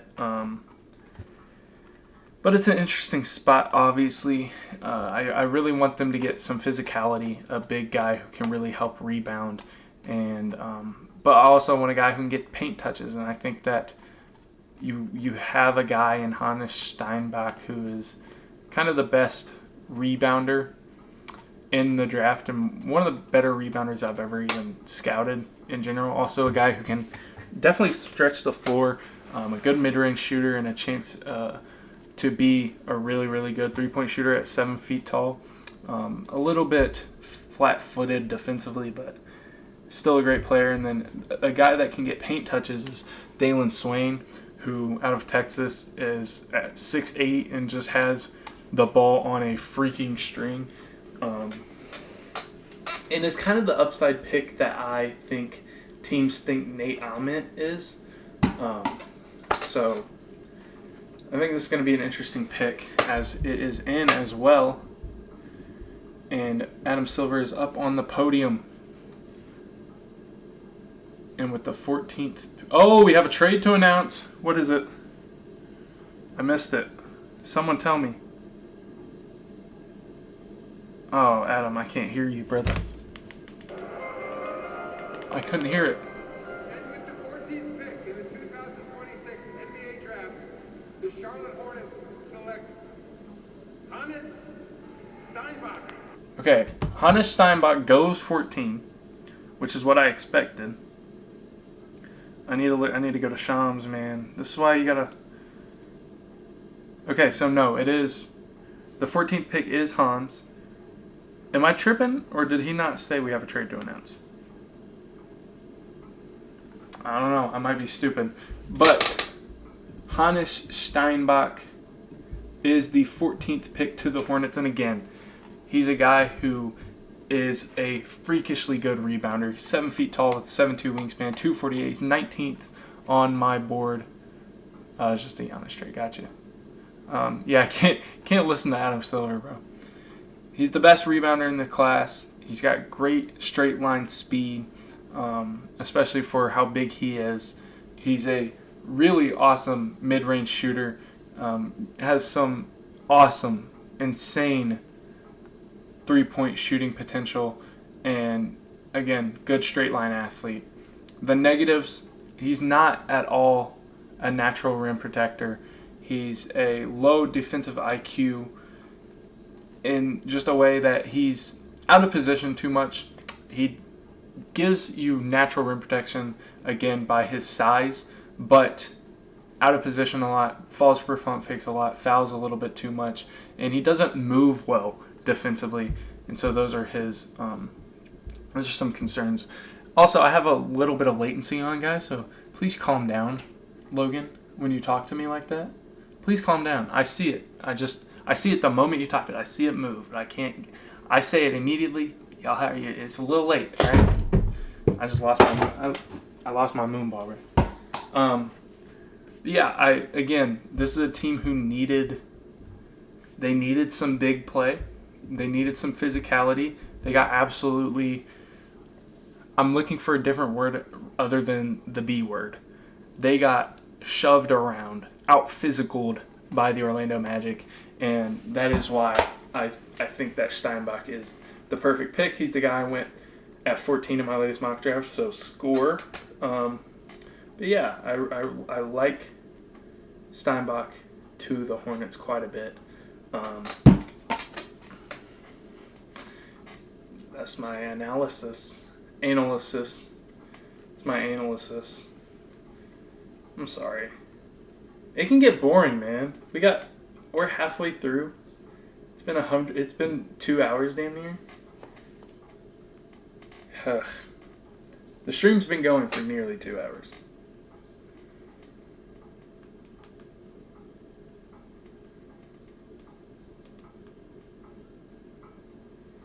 I am very worried that I'm not going to have enough player cards for the second round because it'd be getting crazy, man. Second round stream, sheesh, it'll be interesting. I might have to quit halfway through the second round or something because golly. Can I do this with second rounders? You know what I mean? Like, first round is super fun. These guys are all going to make an impact in the league and be great probably. Not all of them, obviously, but some of them, most of them. The second round, it gets a little shaky. Some guys don't even sign, you know what I mean? The Bulls up next at 15. Phylon is my guy. Phylon, Sturts, Anderson would be my preferred Bull here. I think you have to go guard, but more than that, like, it's not going to be Dalen Swain to me. I think more than just going guard, it has to be a guy who can really shoot it. I think Christian Anderson, Bennett Sturts, those two guys, Phylon, it's got to be a shooter to me.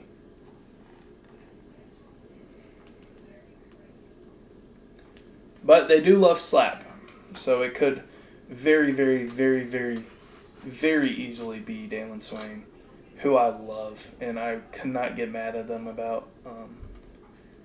But it'd just be a lot of weirdness going on. Like Leonard Miller, Matas Buzelis, Caleb Wilson, Dalen Swain, Josh Giddey is a really weird core of players. And Noah Singh, can't forget about him. That's just like a really weird core of players if they do go Swain. So that's why I'm leaning.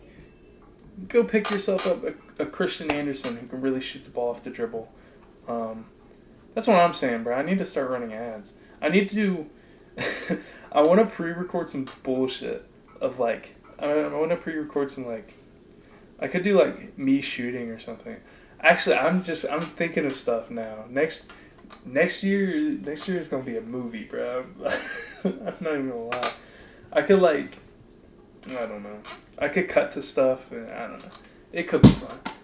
I wanted to cut to highlights, but here's the problem with that. You can't really run more than about 20 seconds with highlights, which I guess like 10 seconds of highlights wouldn't be bad.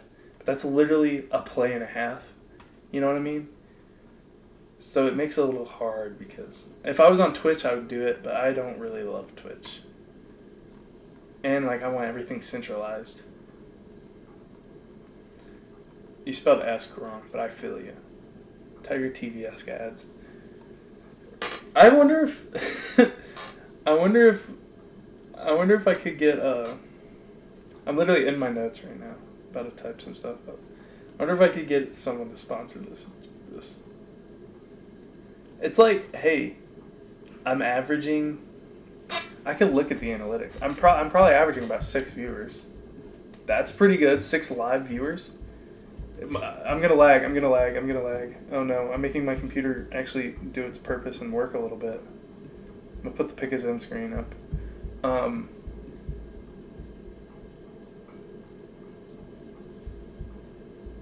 The stream's bitrate is so low. I've peaked at 12 viewers. You know what I'm saying? Like, come on now. I'm averaging about 7 looking at these analytics, so. Hey, we out here. While we're here, everyone. Oh, whoa. Everyone leave. Okay, I was about to say. I am lagging. No. Everyone leave the stream a like, please. That would be great. And it does get, like, this thing gets views after the fact, to be honest, so that is something else that's great about it.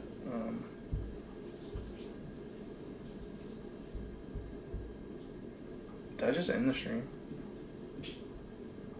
No, we're chilling. We're chilling. Alright, the Bulls pick is in. I've been waiting for forever, I feel like.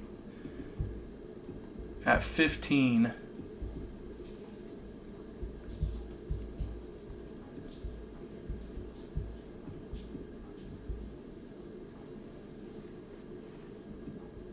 the Chicago Bulls select Dalen Swain from the University of Texas. I wanted him to be a Thunder so bad, I'm not gonna lie. But I love this. I'm a huge Dalen Swain fan for sure. It's really interesting because you have so much slap going on out there. You have so much size, length, athleticism, and physicality. But I get it. I mean, this is a guy who's 6'8". He's an extremely, extremely, extremely advanced.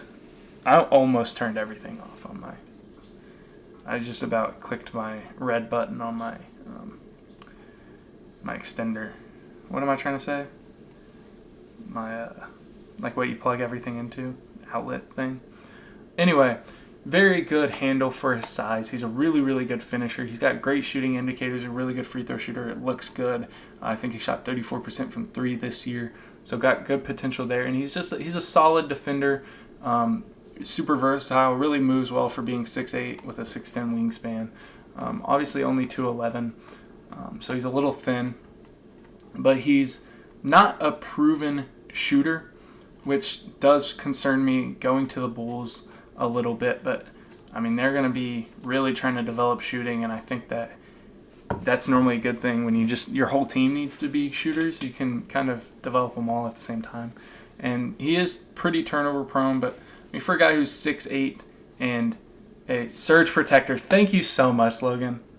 Thank you so much. For a guy who's 6'8" and handles the ball as much as he does, the turnovers it's just going to come with it. It's kind of a natural thing. But yeah, Swain is a dog, man. And he rebounds really well for his size, especially.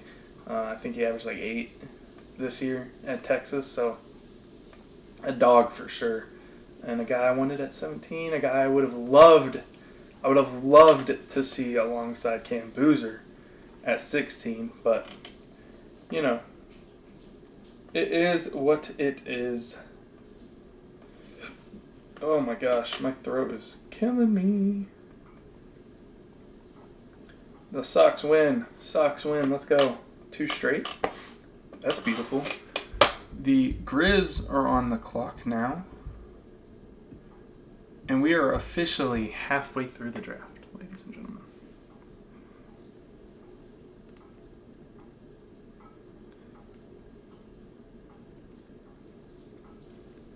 Between picks. There we go. Something to play in between picks. Bruh, nah. Did y'all see that? Hold on. It's gonna come in a second. For me. My door just moved, I swear. She looks really young. Who are you talking about?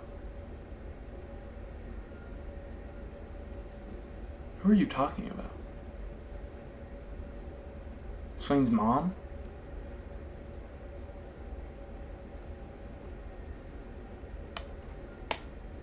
Yes, you can see my door move, bro. That's crazy. Nah, dog. Nah, bro. That's crazy. I'm lagging now. Bro, I'm lagging now. It's a ghost. I'm getting haunted. My door moves and then I start lagging? Nah, bro. Nah. I ain't doing this. I hate extraterrestrial stuff. Oh, 91 subscribers. Shout out. I appreciate y'all. Whoever that was. You're a G for subscribing. And if you were already subscribed, I really appreciate it. And if you're not subscribed, I hate you, and I'm kidding. You're equally as loved. You're a little less loved. The pick's still not in. I don't know why I even flashed that. It's still not in yet. I know why I did it. The pick is in because I'm lagging. The pick is in.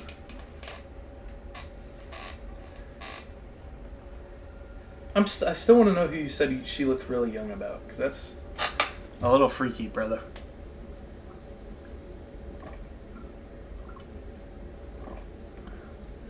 It's a little freaky.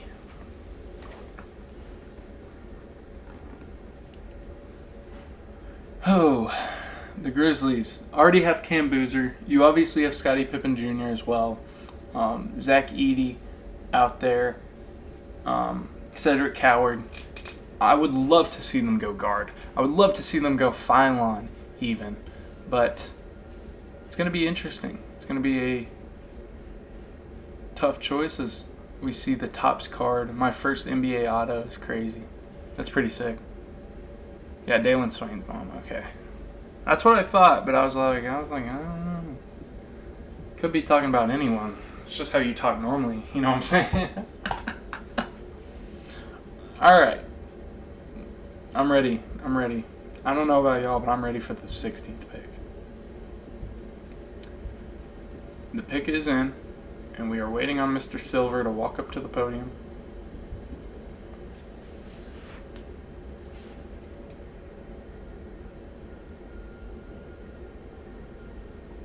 And how tall is Adam Silver? I've learned my lesson. I'm going to look it up on my phone.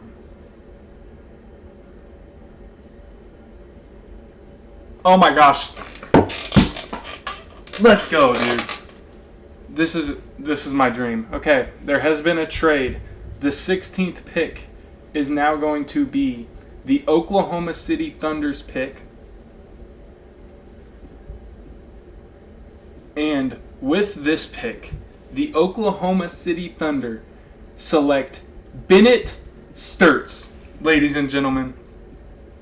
Oh my gosh, Bennett Sturtz 7th on my draft board. Holy cow. Did we keep 17? The Grizzlies traded 16 for 2 seconds.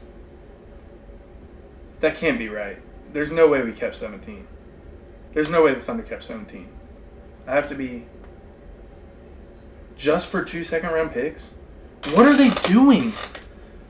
What are the Grizzlies doing? Okay, OKC just hit huge. I've said for a long time now, Bennett Sturtz is the most Thunder-feeling player in this draft. 6'4" with a 6'6" wingspan, 187, number 7 on my board. So the Thunder have gotten number 6. You know what? Just because it's the Thunder. 6'7". They've gotten my number 6 and 7th player on my board. The reason that Sturtz is so thundery, he's got great feel. He does not turn the ball over. He's so turnover averse. He just doesn't do it. He handled it a lot in college. He was the offense of Iowa. He was the offense for Drake. He's an awesome shooter off the dribble, off the move, can do whatever. He's going to fit so perfectly right next to Shea. Very solid defender. I would say pretty average. But when his usage was lower, in games his usage was lower, he definitely looked like a better defender. And he's just one of the greatest rim protect. My bad, Tane. One of the greatest rim finishers in this draft. Obviously, athleticism is a concern. Not like super quick, not super fast, can't jump super high. And his high usage defense when he's being used heavily, his defense definitely falls off a cliff. But the Thunder have taken Bennett Sturtz at 16 and now are picking 17th again? There's no way. They got a first for 2 second-round picks. What are the Grizzlies doing, bro? What are they doing?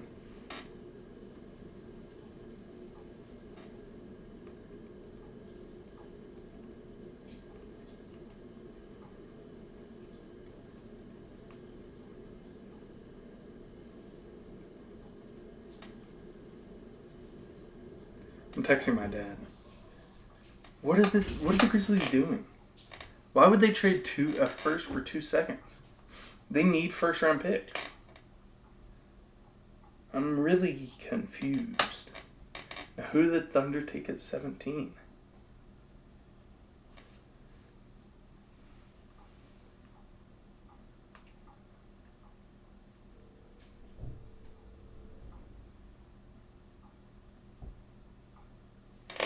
This is nuts. I'm in absolute shock and awe.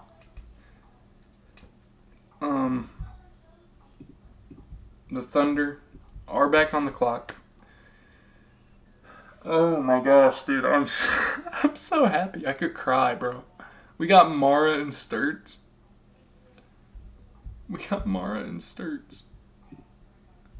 I'm actually like, hold on. Nope, wrong one. This one? Nope. Not that one either. Which one is it? I can't figure it out. I hope none of that cut out, by the way.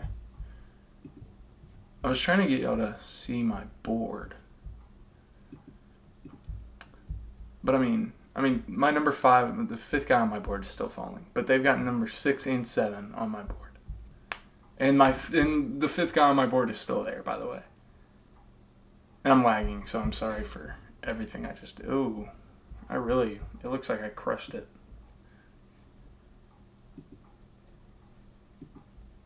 Oh no. Hold on, let me get this up. Yeah, I should not have been playing around with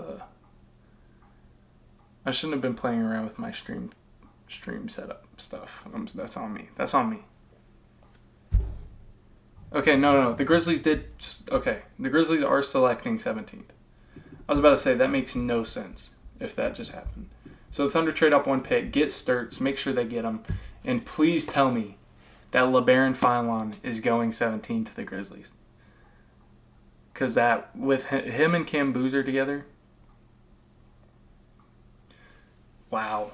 So 17 has been traded for 16 and 2. No. 17 and 2 seconds have been traded for 16. And the Grizzlies on the clock now. And I'm hoping they go Philon, because Philon's my guy. Pick is in. We're waiting.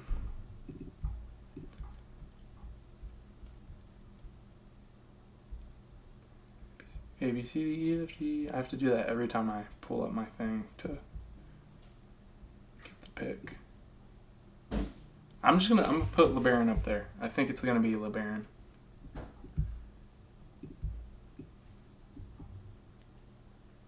Man, I've said for so long that he's thundery.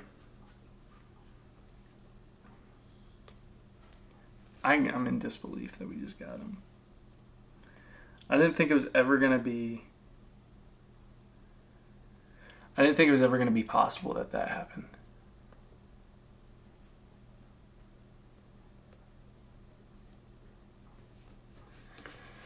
So the Grizzlies, they still have Ja on roster. Philon fits Ja not well at all, but Philon and Ja it feels very, very similar.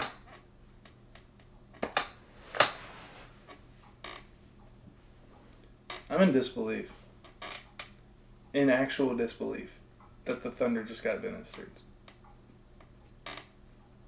I've been so biased this stream, that's on me, but 17, we're still waiting, and the pick has been in, and we're just waiting. And the Grizzlies trade 17 down to 21, get 3 more second-round picks, and now the Detroit Pistons are on the clock to pick. Again, I still think it's going to be Philon. I still think it's going to be... The Pistons especially need ball handling help. Need a guy who can take some off Cade. And here is the pick. The Detroit Pistons will be picking. And they go Abuko Okori. Same thing. I'm totally okay with that for them. Okori is a really extremely good point guard. A guy who can definitely take some ball handling responsibility away from Cade Cunningham. 6'3", with a 6'8" wingspan. He also weighs 186. Went to Brewster High School, by the way. Was committed to Harvard, if you didn't know. And then he switched up to Stanford and went out and absolutely hooped. And if he went to Harvard, he probably would have averaged 30 a game. He's one of the best downhill drivers in the draft, probably the best downhill driver in the draft. He's 16th on my big board, but again, that like 5 through 17 on my big board is so, it's not separated by much. Super good 3-level scorer and a very, very active defender. He's not like a great defender, but he's very active. He's a pretty decent passer, but it's nothing special. But I will chalk a lot of it up to just some of the teammates. You know, his teammate help he had wasn't super elite, but he took some tough shots, made some tough shots. But he's not a great overall rim finisher. Just a really, really special driver at getting into the paint, making some kind of crazy angled finishes and stuff like that. I think he's a really good rim pressure guy who can take a lot of burden off of Cade now that it is going to be Pistons getting a Corey and the Grizzlies trading down to 21. So Sturts and Mara for the Thunder. Man, yes, Corey was committed to Harvard, and then he flipped to Stanford, went smart school, and then just absolutely hooped as a freshman. 23-point-something points per game. And, yeah, I mean, took some insane shots as well. It wasn't all just getting downhill. He's a really, really, really, really, really fun player.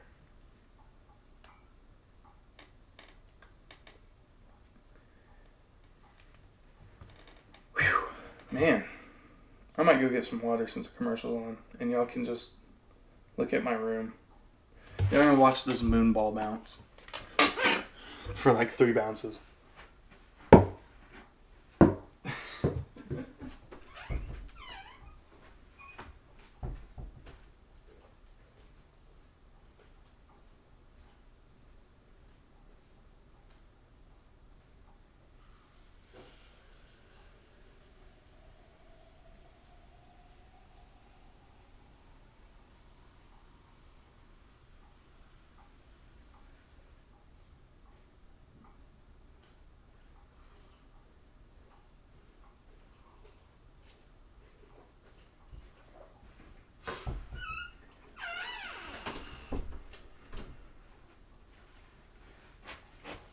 Hornets on the clock at 18, and I was thinking as I was grabbing water, Phylon is still on the board. LeBaron Phylon, my number 4 player on my big board. He's still available. This has happened before. Tyrese Maxey fell very similarly. Both players play very similarly. And it just feels exactly like that. It feels like the Tyrese Maxey fall. I think that Toronto will go Phylon if the Hornets don't. The Hornets, again, they needed someone physical. They got exactly that in a guy named Hannes Steinbach. Excuse me. They now need a guy who can get them consistent paint touches. Phylon does that at an elite rate. So he could be the potential pick here. If not, then I'm pretty positive the Raptors will scoop him up. But 3 interesting picks in a row here for sure. And then 21 to the Grizzlies. The Grizzlies just keep getting second round compensation for whatever reason. I don't know really why they want that, but definitely an interesting idea for them. And we got 45 seconds of ads. Got Toyota commercials. Got therapy commercials. I don't know what this is.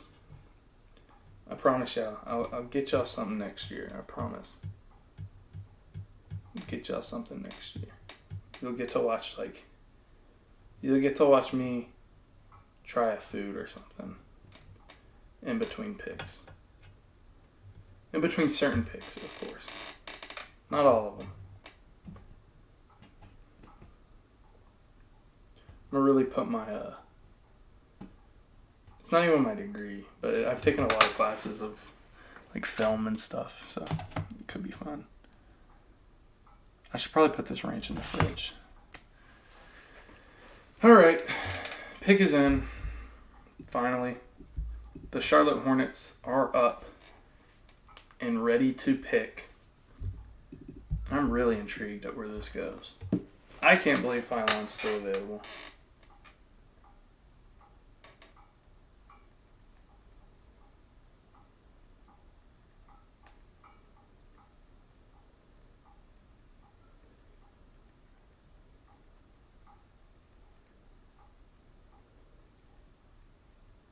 I forgot to talk. I'm sorry. Sorry, guys. I just kind of disappear, and it's like I can just like text now. You know, I can get on my phone and stuff. But 18 to the Hornets.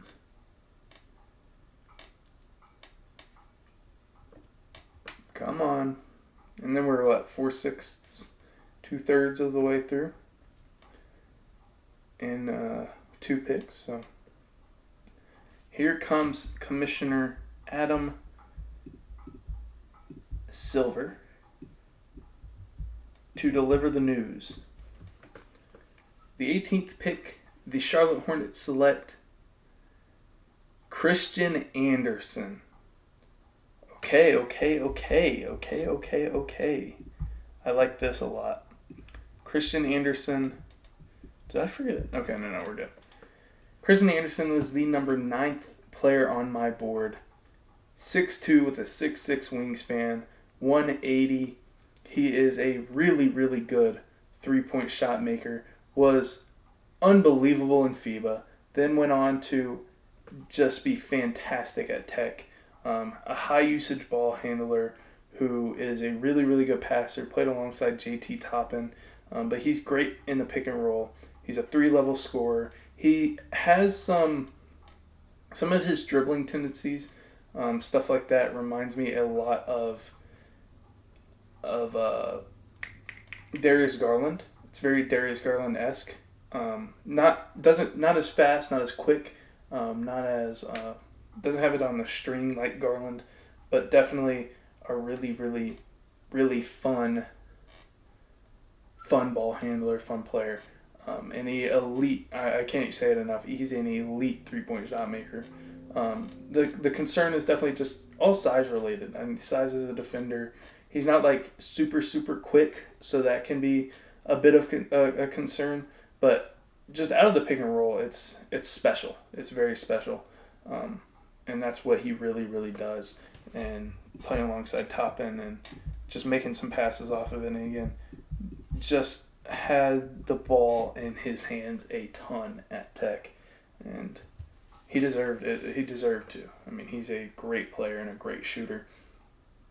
Not necessarily the guy I was thinking of in getting the Hornets paint touches, although he can do exactly that. He can go into the paint, get you paint touches, but more of a guy that is going to play off ball a little bit, run the pick and roll, and set teammates up in a little bit different of a fashion than just breaking a guy down and getting by him and blow-bys and stuff. But also already played with Hannes Steinbach in FIBA. So, and I mentioned FIBA earlier, how great he was in that. So it's pretty cool stuff, pretty fun stuff for the Charlotte Hornets. I love their 2 picks. Steinbach I was a little lower on, but again, he's in that group of like, if you take any of these guys, I understand it. For me, and then Christian Anderson's all the way up at 9th on my big board. And so getting him at pick 18 to me is a very, very, very big time. I don't want to say steal because I think he's always projected to go around here, but I didn't really see it coming for them. I always saw a guy like a Corey Swain Phylon at 7 or at 18 for the Hornets, but I do love Anderson here. And now on the clock is the Toronto Raptors. And they need a point guard, in my opinion. I mean, I always could use shooting. I think Cam Carr is definitely in play here. But Phylon is a great shooter, a guy who can get downhill, play the point guard position, just purely play point guard position. So it's going to be interesting. It's going to be interesting.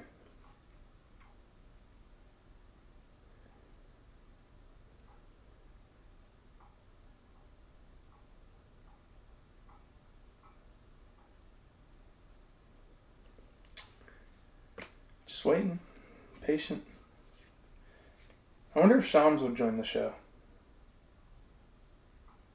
I'm trying to think of connections I have. Because I have like a few genuine connections. But I don't think, like, I don't know. I don't know. It would be cool to get a guest though, and you know, if you're watching, you know stuff about the draft, man. Don't be shy. We can chop it out for a bit. It is supposed to storm again too, and I told at least the people who were in here my near-death experience today. Oh, it's not supposed to storm until the morning tomorrow, and then at 6 tomorrow. Gotcha. Very low chance though. Perfect. Sounds good to me.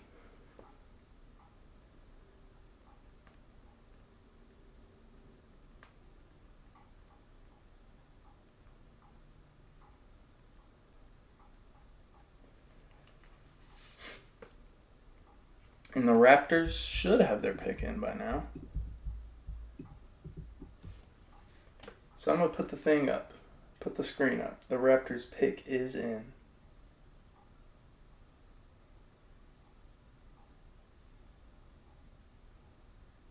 Is that Mike Miller? That looks exactly like Mike Miller. Is that Mike Miller sitting with LeBaron Fillon?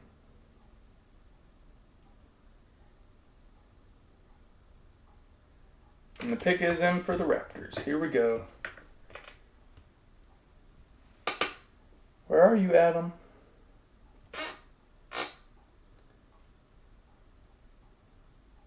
It's a team who could use shooting, floor spacing, but could also use a point guard who can facilitate a little bit. That's why I'm leaning Fillon, can do both. Can even play off ball, but loves to play in high pace situations.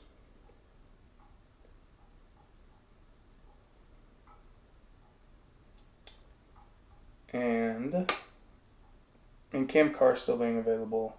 I think I had him mocked here in one of my mocks, so I think in the first mock I ever did, I had Sturts going to the Thunder. Oh, my bad. With the 19th pick. Whoa! Okay. Oh, wow. Intriguing is to say the least as... Oh, his name starts with an A. What am I doing? And it's still not here. Where is Allen Graves? Oh, gosh. Hold on. Let me find Allen Graves' player card. It's somewhere in here. I literally saw it, like, today. Oh, I found it.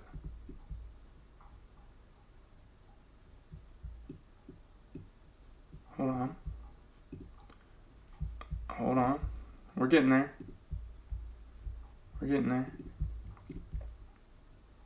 Boom. All right. I thought I saw it today because it was on my home screen. Allen Graves goes 19 to the Raptors. Graves from Santa Clara. He is 21 on my big board. Again, that range of players is kind of... It's just, it can all be bunched together. But he's 6'9", 7-foot wingspan, 226. He's a good floor spacer. He generates stocks. Great at getting steals. I almost said stealing balls. Getting steals. He's a really good rebounder. He's a versatile defender. But he doesn't move super, super well. He's not a stamped shooter per se. The volume was pretty low. Fouls a ton. Gambles a ton. And so those are some of the areas of concern. But it's really interesting that the Raptors are going back to kind of the forward well when you already have Colin Murray-Boyles, you already have Scotty Barnes, and you get a guy who kind of fits the mold of both those guys. It's pretty interesting when you have some real concerns in two guys in Cam Carr and LeBaron Fillon who could fit and help you out a little bit with those concerns. I'm pretty stunned, to say the least. It's not that I don't like Allen Graves. I definitely do. That's why he's not 30th on my big board. but it's definitely interesting to see him go to the Raptors because no way in the world would I have ever seen that coming. Spurs are up next, 20th pick. I'm going to be right back again. I gotta put ranch in the fridge. There's a little cup of ranch. I gotta put it in the fridge.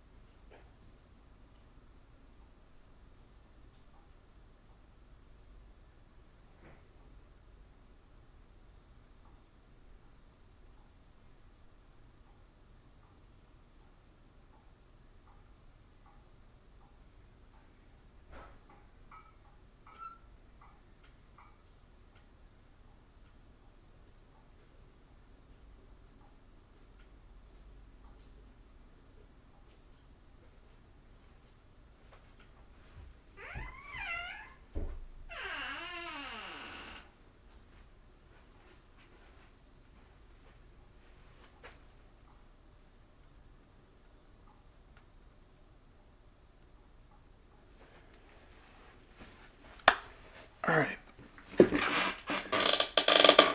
So the Spurs on the clock at 20. This is a team that has definite holes.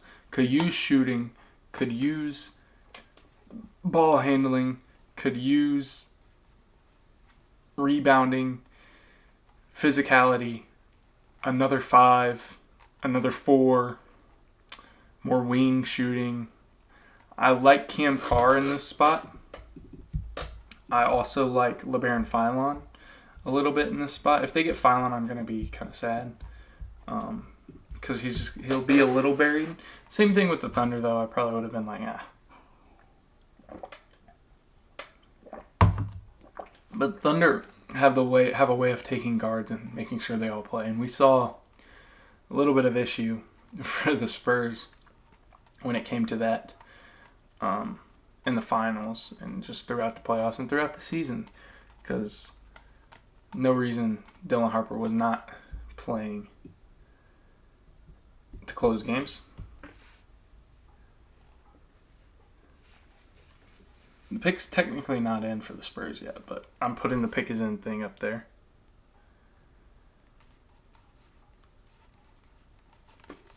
I want a team who, is rebuilding to trade back in. I need a Bulls to trade back in. The Grizzlies have that pick at 21, but they could, they just got 5 seconds to trade back in. But the 20th pick for the Spurs, the pick is in. Spurs are ready to pick.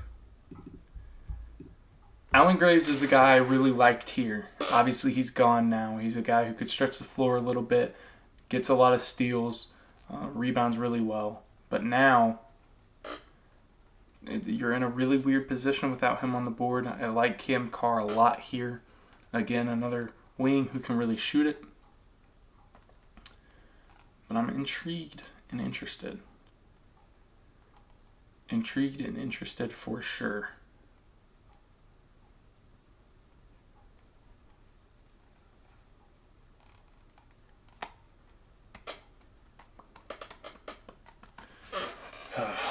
Man, oh man.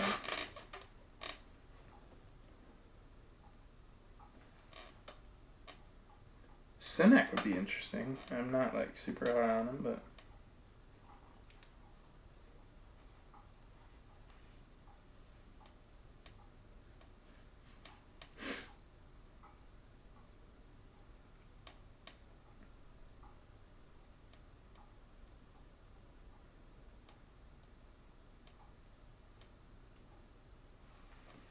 so the Grizzlies have 21.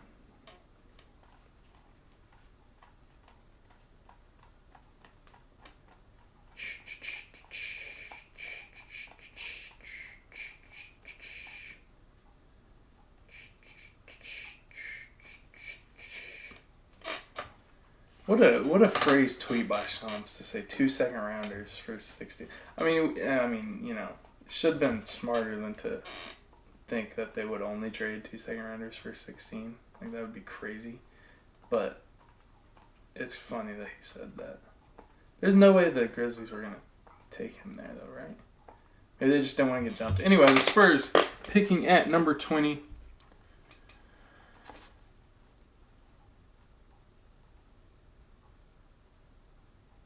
Jaden Quaintance. Holy shit.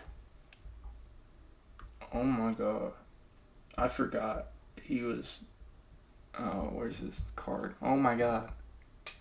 Oh my god. Oh my god. Oh my god. Oh my god. The San Antonio Spurs. Now, there's definite injury concern for Jaden Quaintance. He tore his ACL and meniscus, I think MCL as well, and fractured his knee at Arizona State. The injury really hindered him. He was looking, even in the draft process, scared to land on the leg, a little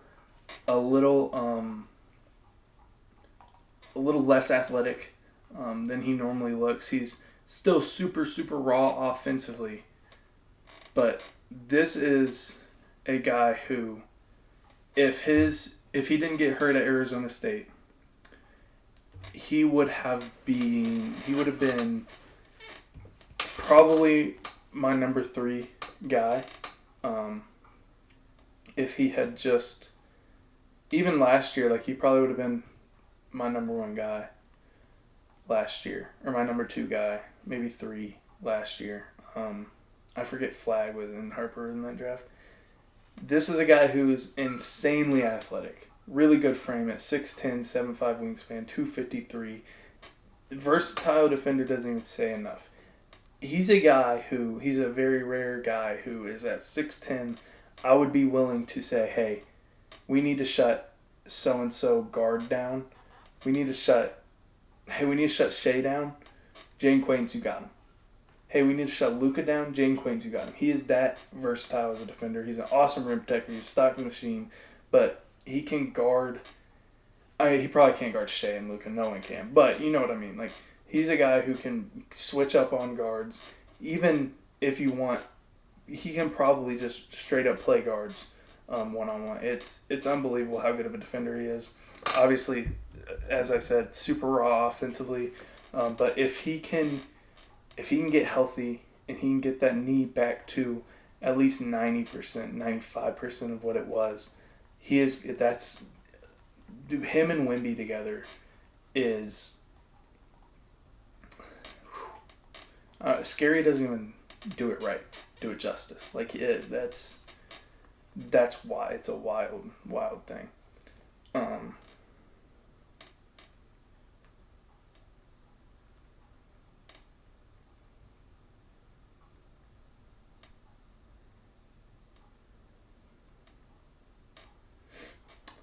Man, JQ to the Spurs. That's really fun.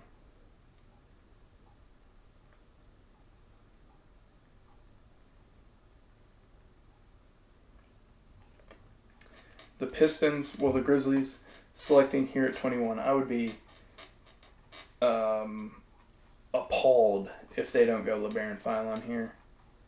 Yeah, I'd be shocked.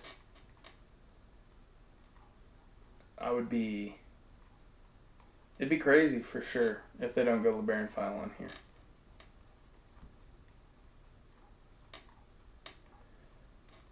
Now that they've made the draft, like, I forget how long the draft used to last, man. This is just crazy. It's already been 2 hours and 40 minutes. And so it started, 2.5 hours ago? And we're only on pick 21. Like, that is nuts, man. For sure. This is where I need one other person. You know what I'm saying? I need one other person.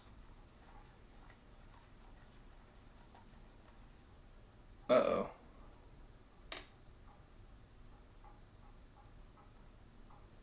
Okay. I think it was just me.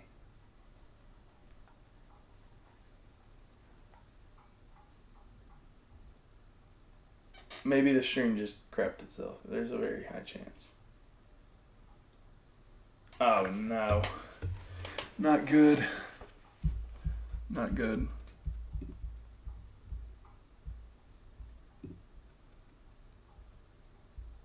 Very ungood.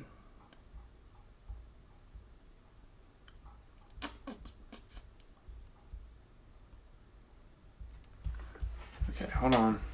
I'm working on it. If you all can still hear me, I am working on it.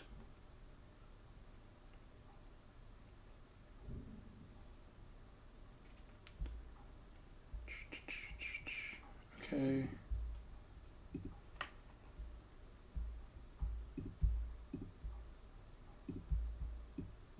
I'm gonna keep moving. I'm gonna keep it moving, keep it pushing, keep it stepping.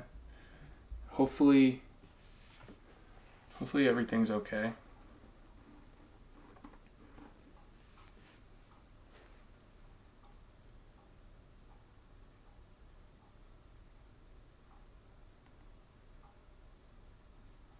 Nah, it froze.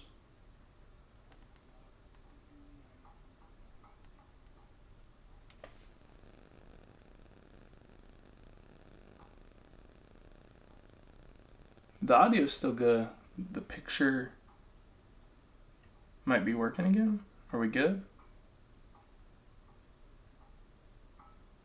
We keep moving.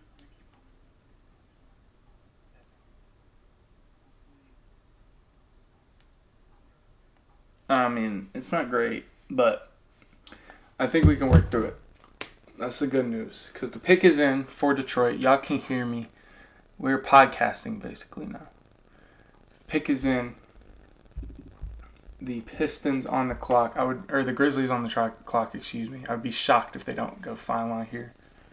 They go Kareem Lopez. Okay. Kareem Lopez. I am in absolute awe right now.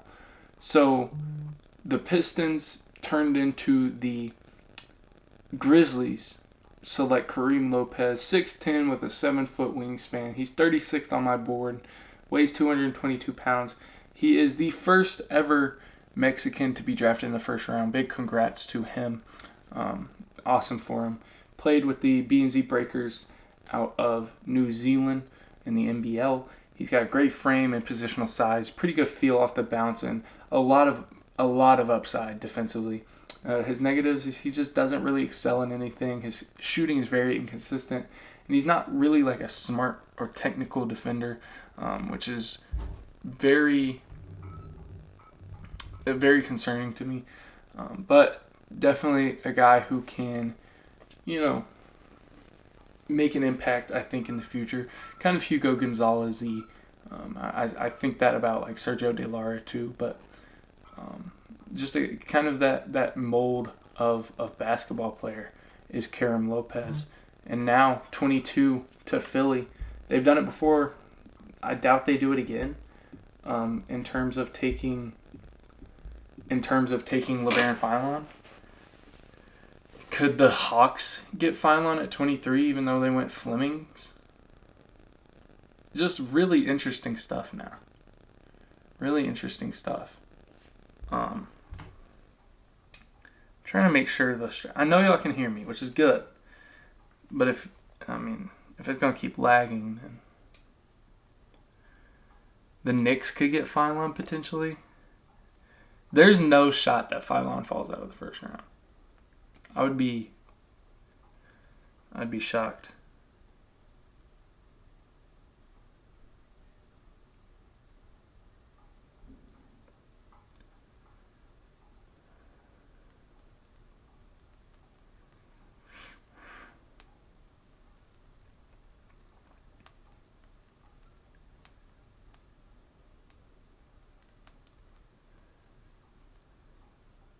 Okay, it looks good. Stream looks good, ladies and gentlemen.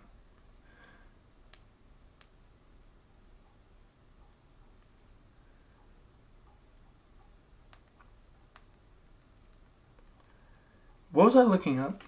Oh, where could Finelon even go at this point?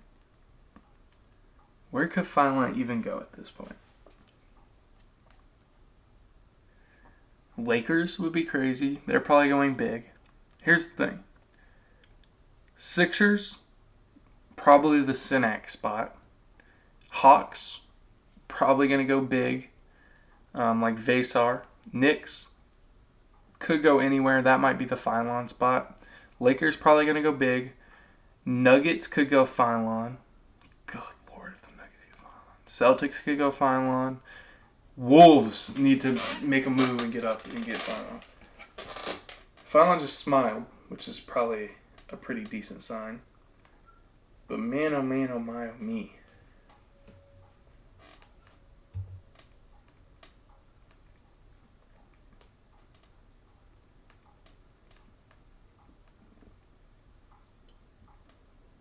I mean, even Cam Carr still being on the board is a little surprising to me.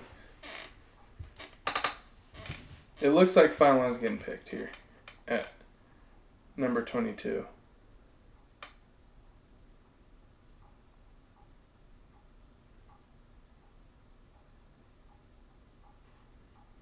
Just by the way he's acting, he's reacting. He looks happy, which is good.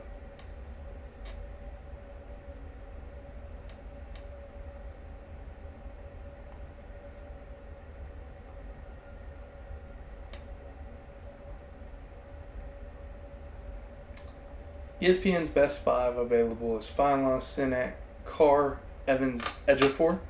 My best five available is going to be pretty similar. Phylon, Carr, Delaria, Ejiofor, Sinak. So replace Evans with Delaria, replace no one else, because that's what it is. So the 76ers, as y'all have been staring at Kareem Lopez player card the whole time, my bad. 76ers pick is nearing in. I use their their circular logo. It looks like Phylon's getting selected here, just by the way he's acting or reacting. Good for him. Finally, I lost my moon ball again. I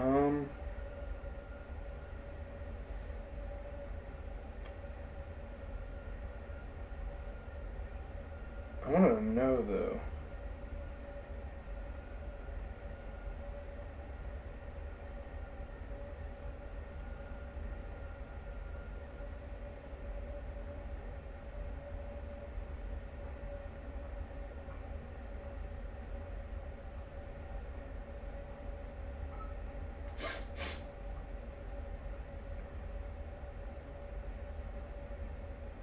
Come on, guys. Let's make the pick.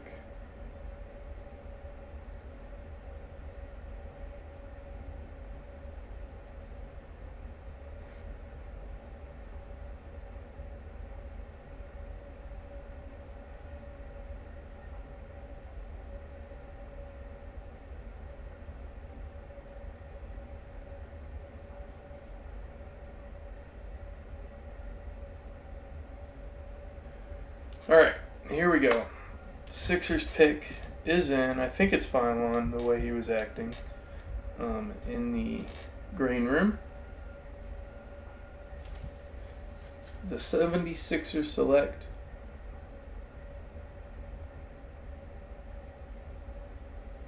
LeBaron Phylon. Yeah.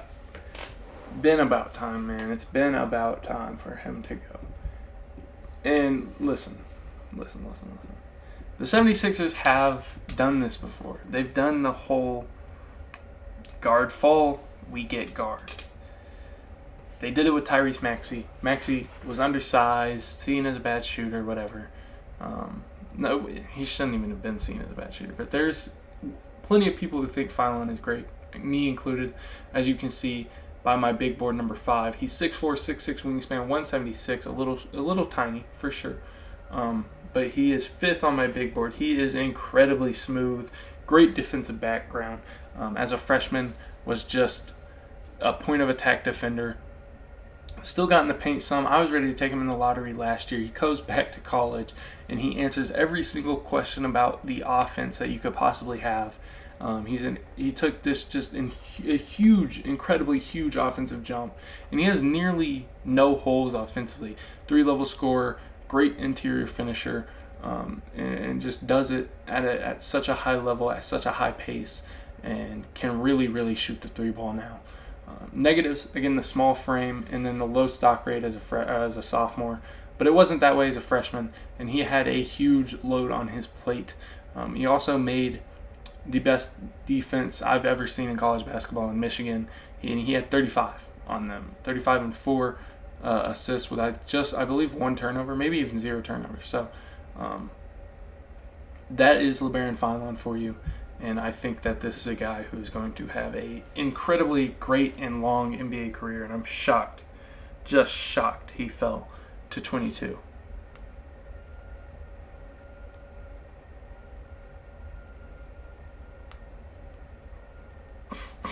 I'm shocked. They did it with Maxey, they do it again.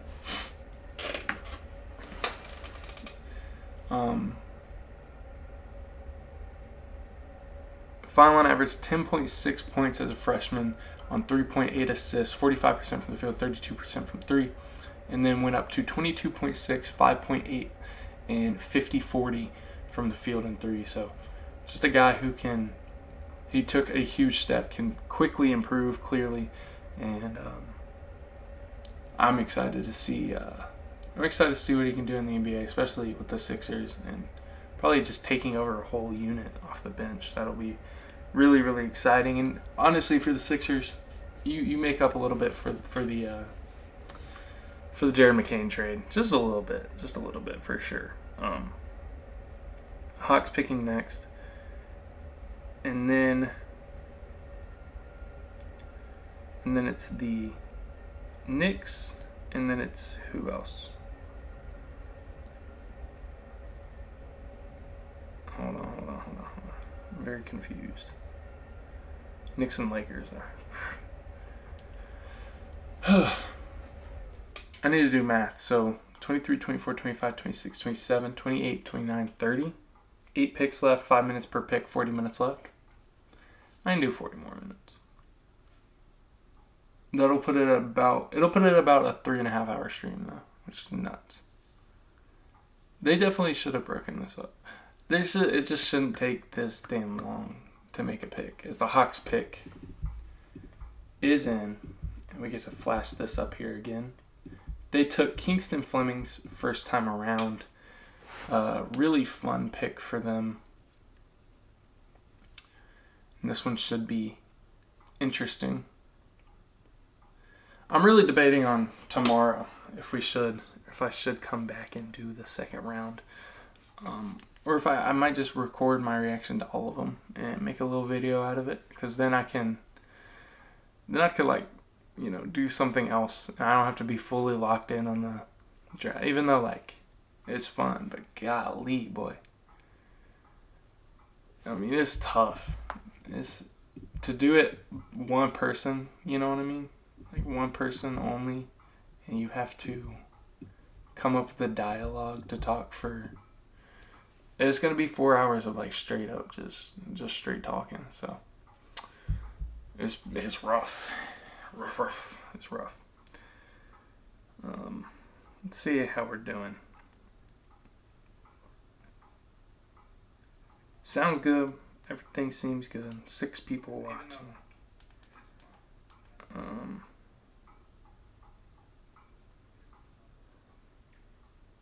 2 people watching.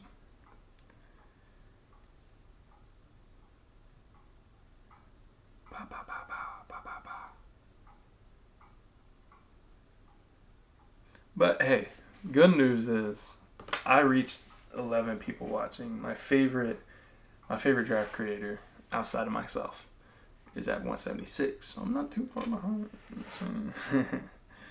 Not too far behind. I might have to call it a little early though, I'm not gonna lie. Because my throat is starting to really hurt, and I'm gonna thug it out. I'll thug it out. Ugh. It's just rough not having someone else, you know what I'm saying? One other person to dialogue with about these picks. At least one, Someone who just half-ass knows what they're talking about. Pick is in. We're about to pick, I hope. I say we're, like I'm the Atlanta Hawks. I could low-key, I could play 2K and throw the draft on my phone. Doesn't sound like a bad idea.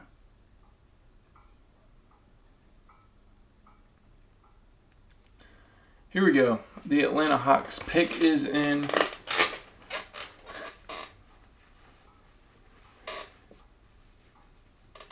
I wonder, what if I, here's my plan. I'm going to send someone to the draft. And then at the draft, I'm going to have them record so they can get, we can actually get Silver up to, not going to have as good of, are they eating pizza in there? What are they doing? Not going to have as good of, camera angles as the actual NBA does, but at least we'll get some. I'm not going to do that. The 23rd pick, the Hawks select Zuby Ejiofor. I'm really good at reading lips, I'm learning. Zuby Ejiofor, it's really easy when it's names. But anyway, Zuby Ejiofor to the Hawks. You knew they wanted guard big in this draft. I thought it would be the opposite, where they go Mara and then guard, but they go guard big and Flemings and Zuby. And I really like it. Zuby's a really great and versatile defender. He was 23 on my board, and look where he went, pick 23. He's a really good passer, like an elite passer. He's an insane rim protector, great finisher, and he really can floor space, but as a hub. The jumper isn't completely there yet, but as a hub, I really enjoy watching him play. He is undersized to be a 5-man. He's 6'9", with a 7'2" wingspan, 245. And the shooting might not ever come around. But I do think that Zuby is a beautiful pick to the Atlanta Hawks. And I think that is going to, I think he's going to play well for them. I wonder if I could, you know what I'm saying? The pick is in and Zuby. We just keep getting more and more innovative as time goes on.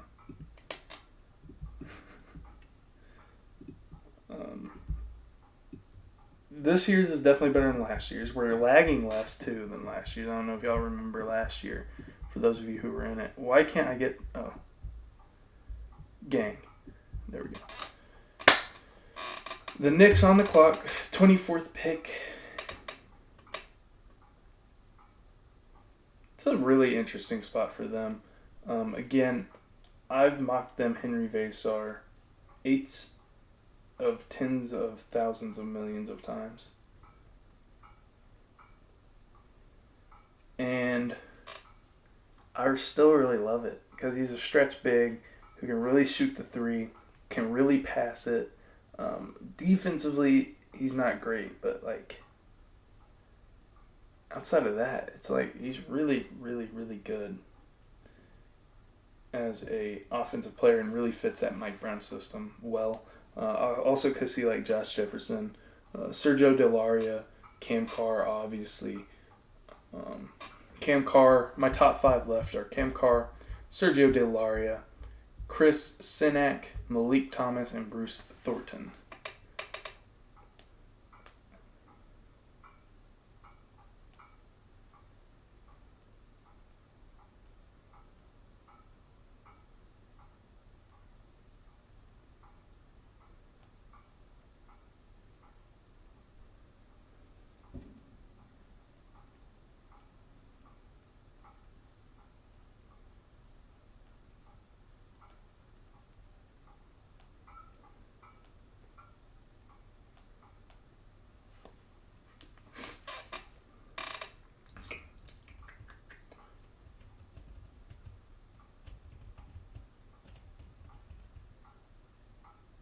Oh, a reported trade.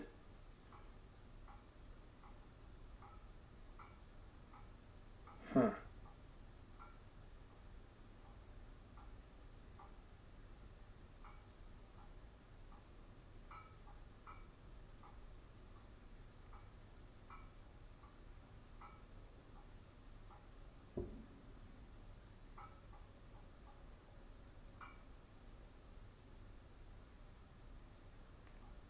Am I dumb? Oh, I see it now. New York is trading number 24 to the Los Angeles Lakers for 25.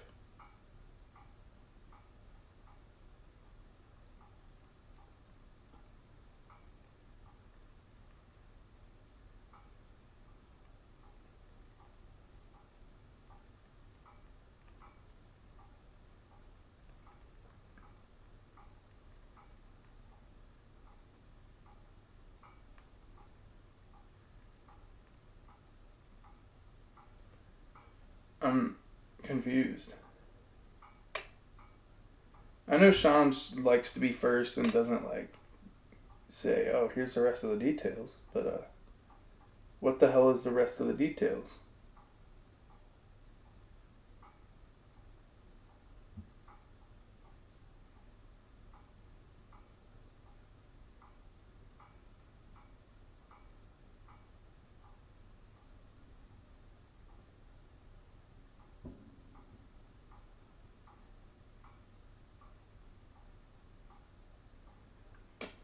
I can't find it anywhere.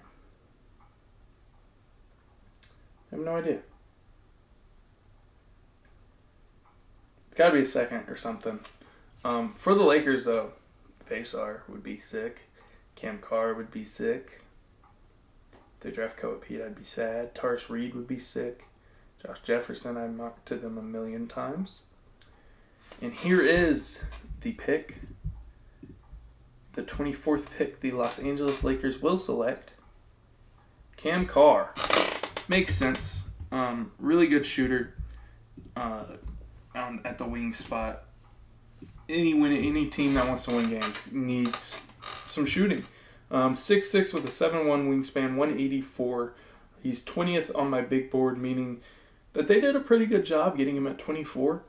Elite shooter, got a really good frame, and he's a really great weak side shot blocker. Big problem is he's not a really great defender. He's got high hips, not technically sound defensively, and he doesn't really create much. Just kind of a shooter with a good wingspan, good length, good frame. So that's the Cam Carr experience. That's probably why he fell too. Is just not enough of the do-it-all stuff within him, and so that becomes a little hard to take a chance on. Those hats are sick. I like the little pendant. I never saw the little pendant there. I like it. I want one or two.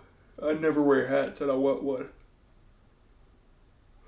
I really don't. They're showing like explosive. I don't really see explosive athlete. I see explosive dunker. I think a lot of that is helped by his length and wingspan. But as a pure athlete, could have looked better for sure. They're showing his combines highlights. So the Knicks now will have the 25th pick. And we're 30 minutes away from being done still. I mean, it's insane, man. Because the 5-second clock is an actual 5-second clock. I think the draft does move faster than this. The NFL draft, excuse me.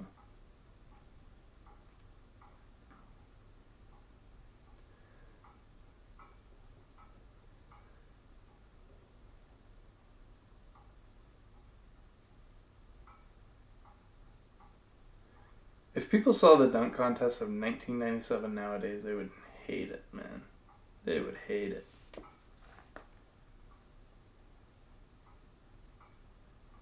Imagine going from Zaragoza, Spain to Oklahoma City. So it seems like everyone's views are dropping of the draft streams. Can you jump over me like Diallo did with Shaq on the mini hoop? Go East Bay on the mini hoop. I got a lot of stuff under it, but I don't even know where a ball is, to be honest. Where the hell is a ball? I could put on a dunk contest for you.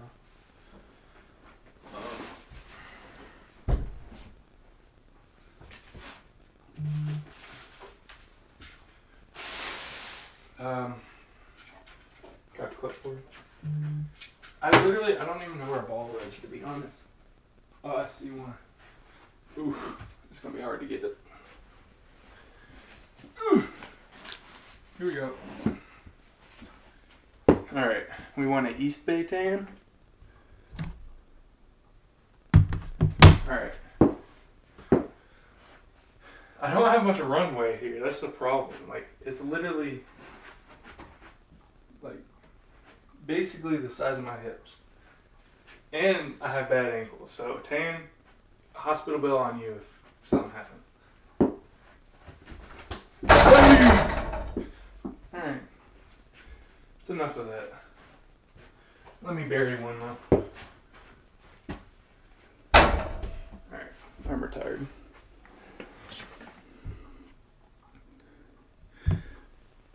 That didn't really give me much more room, to be honest. The Knicks literally only received cash considerations. Bruh, I've never heard of that dude. Who's cash considerations? Ha ha ha. I'm sorry. That was an awful joke. So now the Knicks are on the board after being paid cash to just move down one spot.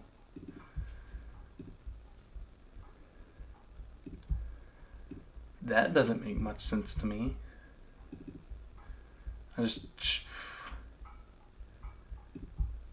Y'all didn't get to see my beautiful Lakers graphic either. I'm gonna pop that up. Actually, I'm gonna pop it up right now while we're waiting on Adam's bitch ass. I forgot I'm on YouTube. There's a beautiful Lakers graphic. Come on now. Come on now. That really hurt. I hit a nerve on my finger. It really hurt. That's why I don't be dunking for real, honestly.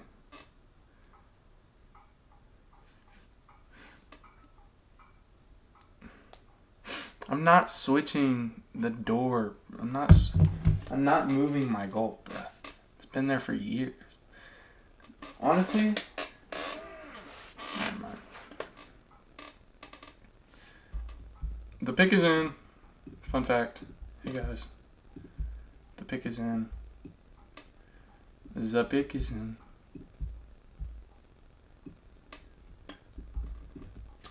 Bro, my finger hurts so bad now.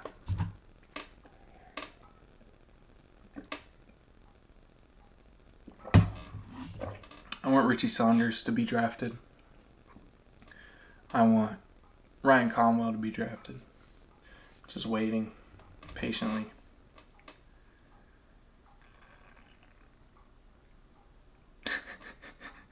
Cash consideration is a scary power forward who had a bad pass. Yeah. He's a Quincy AC type player for sure. Hard nosed, dunks a lot. Pretty bad player overall, but like James Johnson-esque. I didn't give Carr enough credit when I was talking about him on his ability to attack closeouts. I swear I heard a dog outside, bro. Like right outside my door. Or my window. You can blow my whistle, baby. Why is that song in my head? Oh, you can't even see me. Is this a new seat for the draft? I can't reach my computer, though. The Lakers are picking. Here we go. Or the Knicks. It's the Knicks pick. And the Knicks pick... Oh, he's just explaining. I was like, I can't understand who he's saying, but he's just explaining the trade. And now they pick...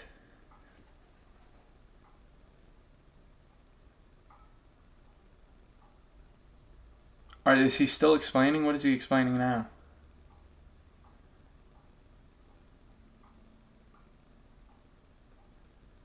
Sergio Delaria. That's what I thought. That's what I thought, guys. I literally heard me say that about the Knicks. So Delaria gets to stay in the orange colors. That's fun. Delaria is 6'7" with a 6'9" wingspan, 204 in weight. My big board ranking on him was 22nd. Really good shooter. He's got really good feel. Played some really great competition in Spain. Played for Valencia Basket of the EuroLeague. He's a very, very competitive defender, even though he's not actually the greatest defender. He's really competitive on that end. Definitely some athleticism concerns and very thin, but I see him a lot like a guy like Hugo Gonzalez, but a better shooter in my opinion than Hugo Gonzalez. So I like the pick for the Knicks, and now it is 26, and it is the Denver Nuggets. Their pick is not in yet, though. Give me a second. They got 4 minutes. It is Nuggets, Celtics, Timberwolves. Who's 29? We're 30. Why do I forget this? It's like 18 million mock drafts and I'd be forgetting.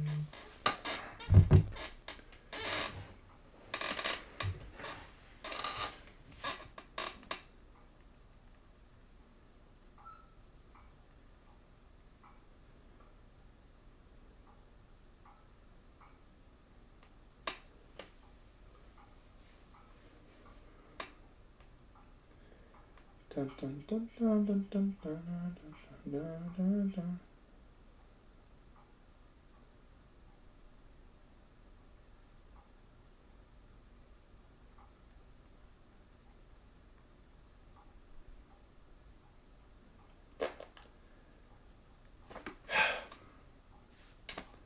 I just don't have much to say.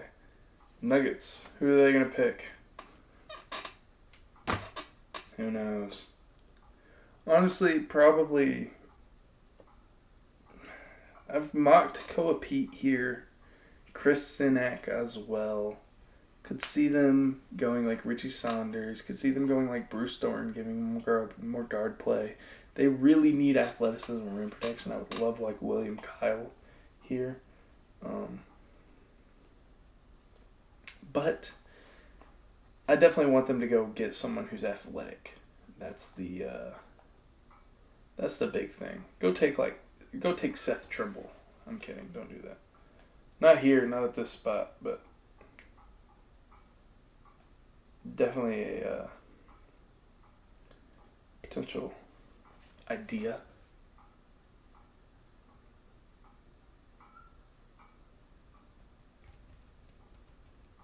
These next 3 picks I'm really intrigued on, and then I might just end the draft. The Mavs picked 30th. I remember that. I don't know who picked 29th. Why don't I remember? Who was after Minnie? I don't know, man. I don't remember. I dropped my phone. Oosh.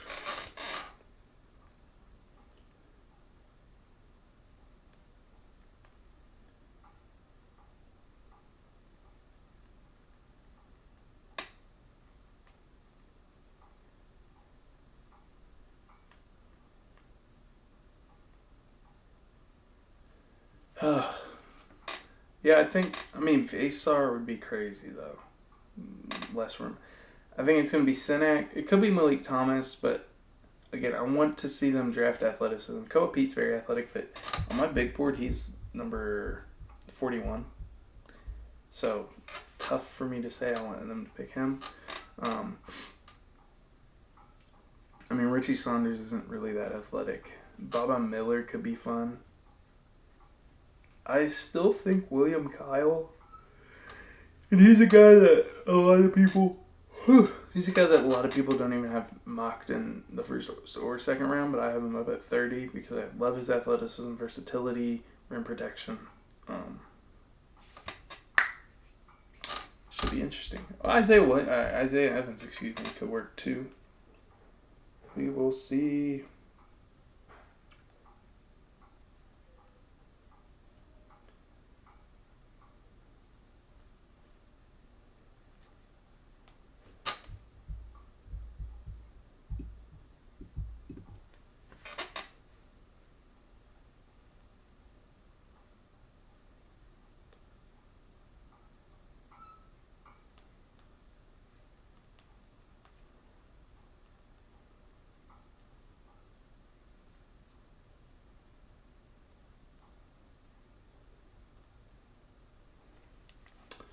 Pick is in for the Denver Nuggets.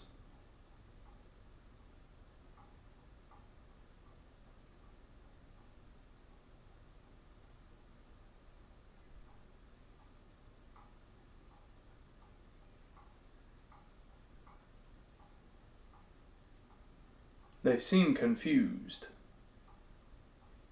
They seem to have no idea who they drafted. Imagine you just draft someone and you're like, who'd we draft? Hey. Aw. Who are these cute kids? The Raptors hats on? Is that Alan Graves? Brothers or kids? That's hilarious. He just chucked his hat.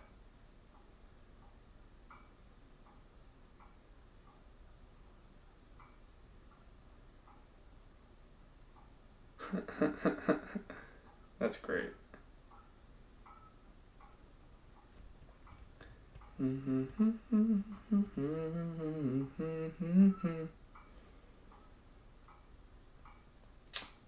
need like the Jeopardy music, bro. It's crazy. The pick has been in. The timer's been up for 30 minutes now, bro. I don't get it, man. I hate the NBA.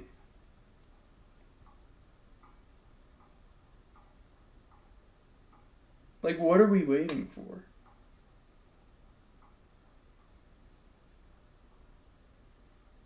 Oh my god, there's his tall, skinny ass. Bald head. Alright, who are they drafting?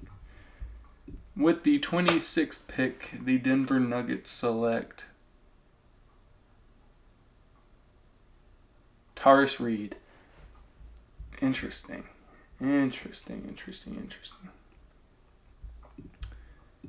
Tarris Reed, player card, bang. He is 7 foot with a 7'4" wingspan, 264, 31st on my big board. He's extremely physical, really good rebounder, really good back to the basket player, which is what I find very interesting about this pick. He's a great post passer and short roll passer, great screener, and is really good at positioning himself well defensively, very smart in that regard. He's not a great jumper. He's got slow feet. He's not going to stretch the floor for you. And so that's where I find this a little interesting. I don't think he can play alongside Jokic because I don't think there's enough athleticism on the court at the same time for that to happen. I do think he's a sneaky Wemby stopper, if that's what they're going for here, because of the physicality he brings, some of the size he brings. So, and we are finding out now that said Wemby stopper is being traded actually to the Spurs for 35 and 2 future second-round picks. So Tarris Reed is a Spur, which is quite interesting. So the Spurs go with more big men play. Spurs pick is in. They go Tarris Reed out of UConn. And again, this is a guy who super physical, really good post back to the basket player, good post passer, really physical rebounder. It's very interesting. I think that it's a spot where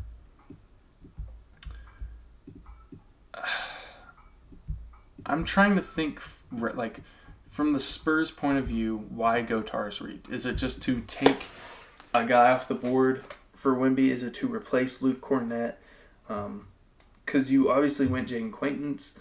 Is it maybe a backup plan for if that doesn't work? Like, I think that's a very interesting pick for them when they could really use some shooting. They could really use some more ball handling, in my opinion. And I think they need a 4 more than anything. And I think they did draft 2 5s more than a 4 and a 5. I think Quaintance is more cut out to be a 5. So pretty interesting in all of those regards. Now we have 27. Cleveland has 29. I'm an idiot. 27 belonging to Boston, 28 belonging to Minnesota, 29 is Cleveland's, and 30 is the Mavericks. We have 20 minutes left, says the timer, but you know,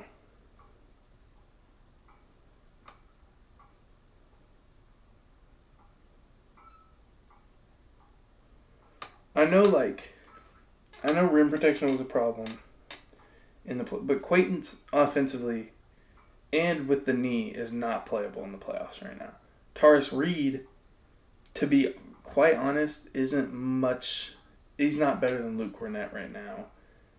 It might take him a minute to be better than Luke Cornett in the NBA, and I think that I don't know. It's a very weird draft for the Spurs because I love the Quayton's pick if the injury concerns didn't exist, and I wanted them to get shooting of some sort, and they didn't do that.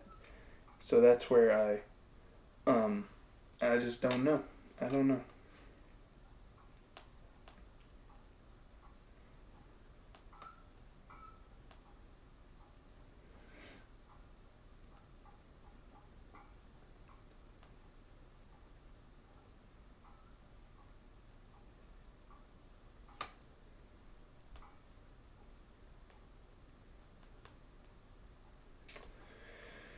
Boston pick is in. Finally. Is Sinek being taken here or what? Is that why they're... I don't hate Sinek to the Celtics. Celtics pick is in. I haven't talked about them. Malik Thomas available is kind of cool. I like Sinek's upside. I think Bruce Thornton would be pretty sick as a ball handler, shot maker. Henry Vasar as a stretch 5, kind of almost Porzingis-esque. I think Josh Jefferson or Richie Saunders are the most Celtics-y. Isaiah Evans, who I'm pretty low on just because of everything he does outside of shooting. I don't think there's a lot there outside of shooting. But I did mock him to the Celtics, I believe, once or twice. So I could see him being taken here.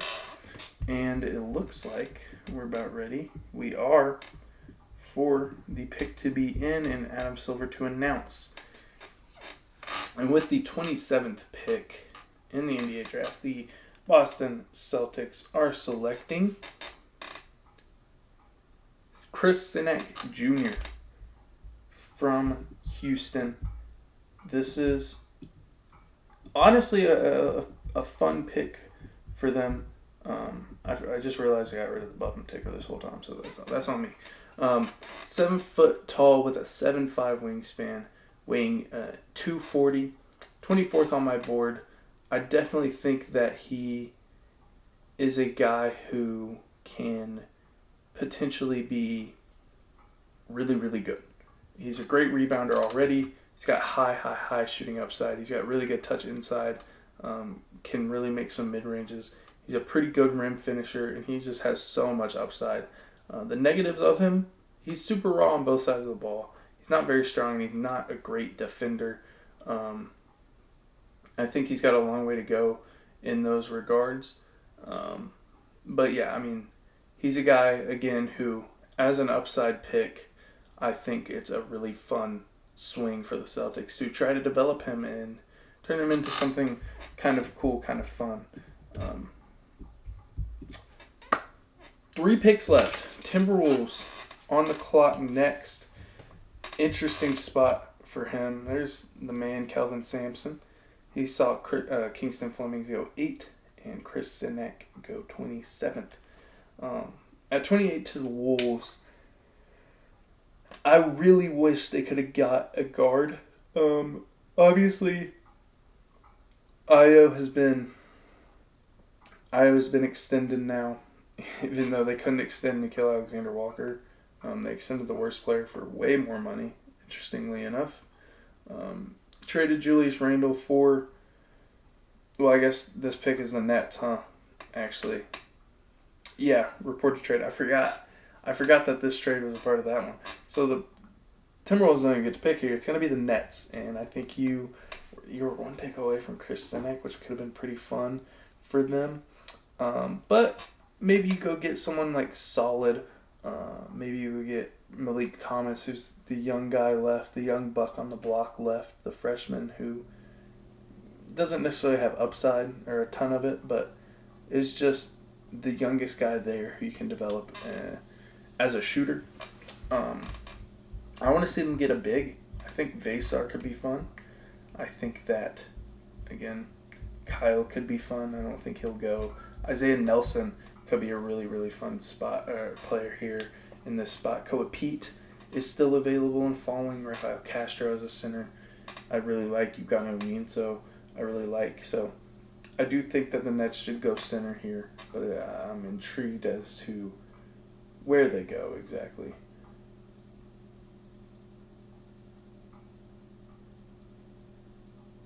Bum, bum, bum, bum, bum. Freddie Gibbs of Hoops.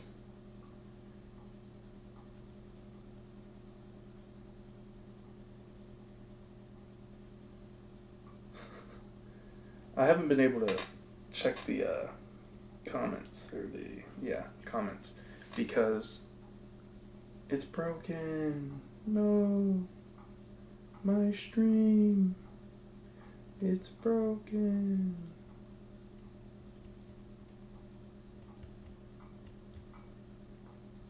But the Brooklyn Nets on the clock. 3 picks to go.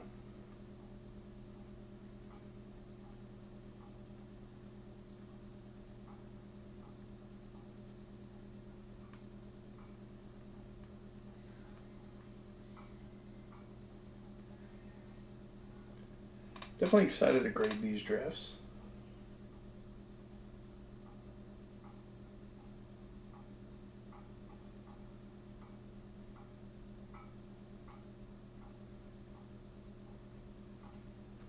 Can't believe the White Sox won again. I'm stoked, man. Got swept by the Tigers. Bouncing back. Beaten. Guardians team is definitely sputtering, but pretty good to see some wins in the win column. We're just a really good team at home. It is very interesting. It seemed like Sean Burke pitched a really good game.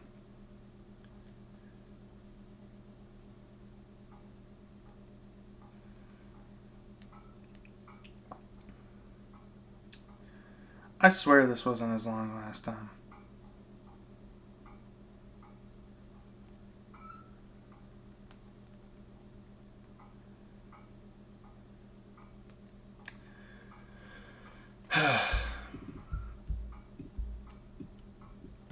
Brooklyn pick is in.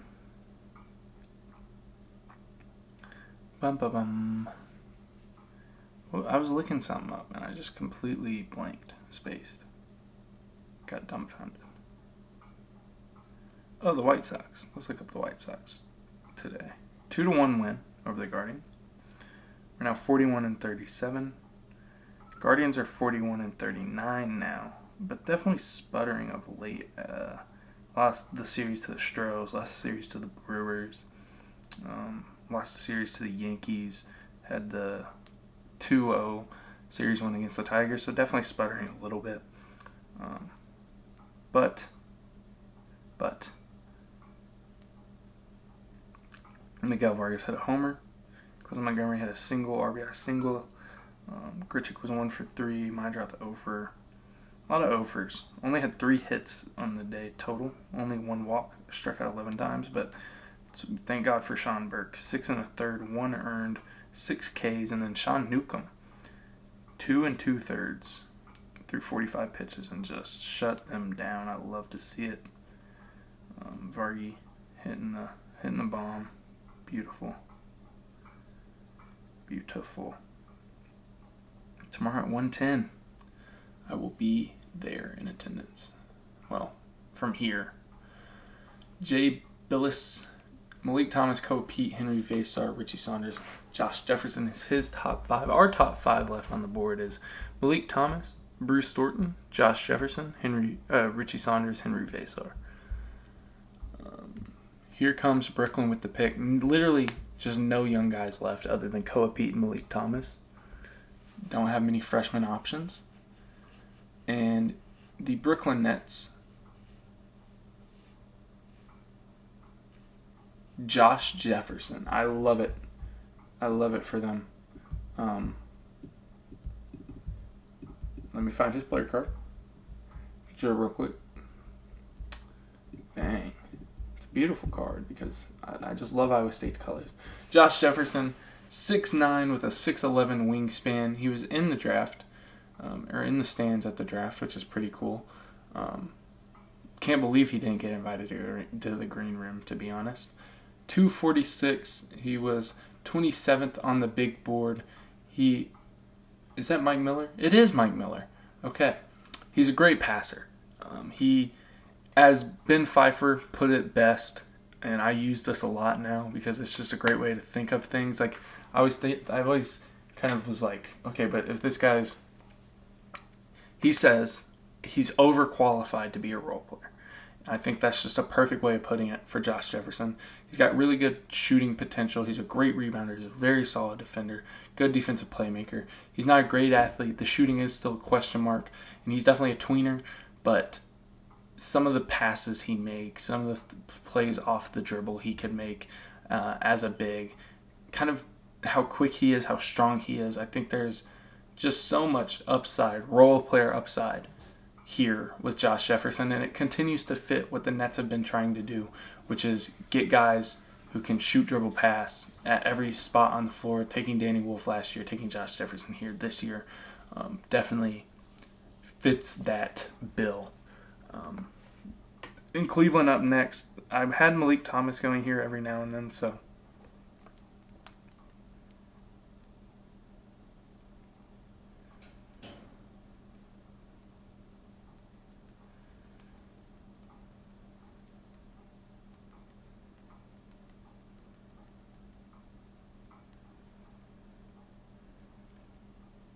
two picks left. That's crazy.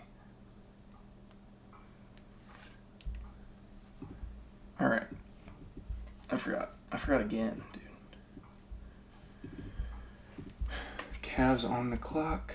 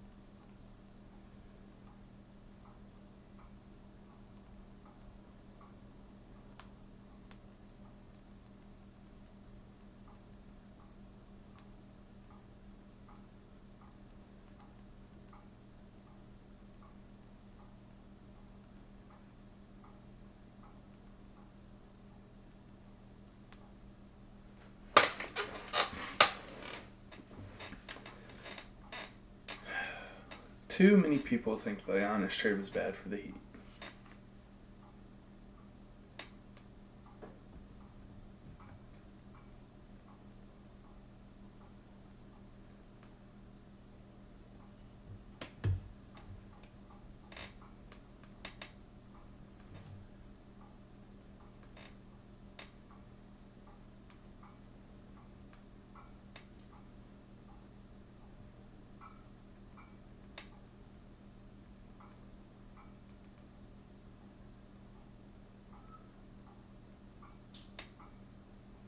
Cleveland is trading number 29 to Sacramento for number 34. And the Kings are the Kings actually going to take Alex Caravan with 39th pick?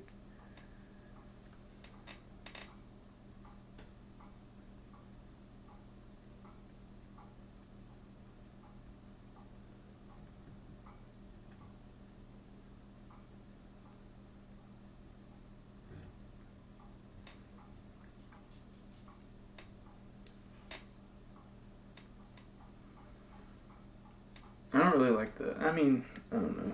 I just take Richie Saunders here, Cleveland. You know. Pick is in.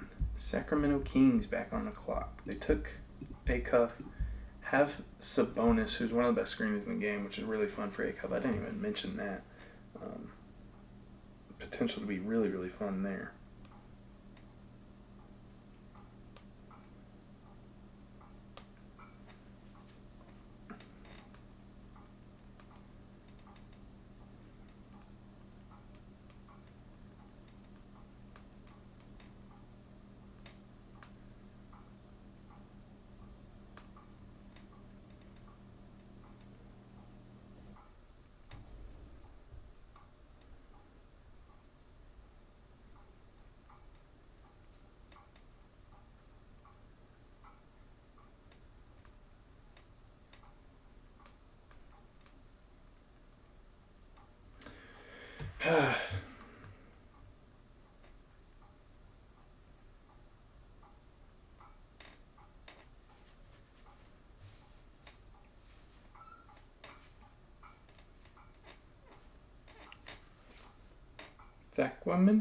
Sacramento. Who you taking?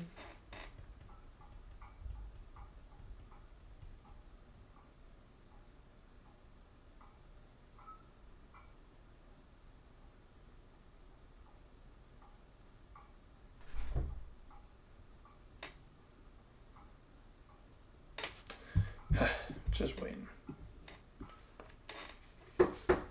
Yes. What are you doing? Same thing I've been doing for the last 3 hours and 38 minutes and 2 seconds. What are you doing? So I'm gonna be recorded if I walk in there. Yeah, you give it like 8 minutes and it'll all be over. The Kings on the clock.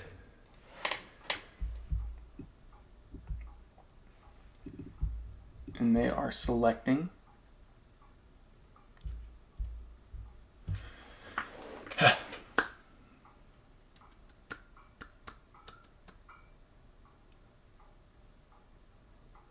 Alex Caravan. I hate that so much. But I can explain it a little bit. Give Acuff shooting. Give him some shooting around him. A guy who has really great feel is older guy.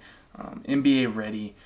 Again, great shooter, good off-ball mover, good connecting playmaker, super physical. Can kind of guard bigs. He's 47th on my big board, which, pings this as a little bit of a reach. But I understand why you would want to get a guy like Alex Caravan, a guy who can shoot, who can move off ball. He's a shitty athlete, like really is. And he's not a good perimeter defender, but he is definitely a fun player. Definitely a fun player.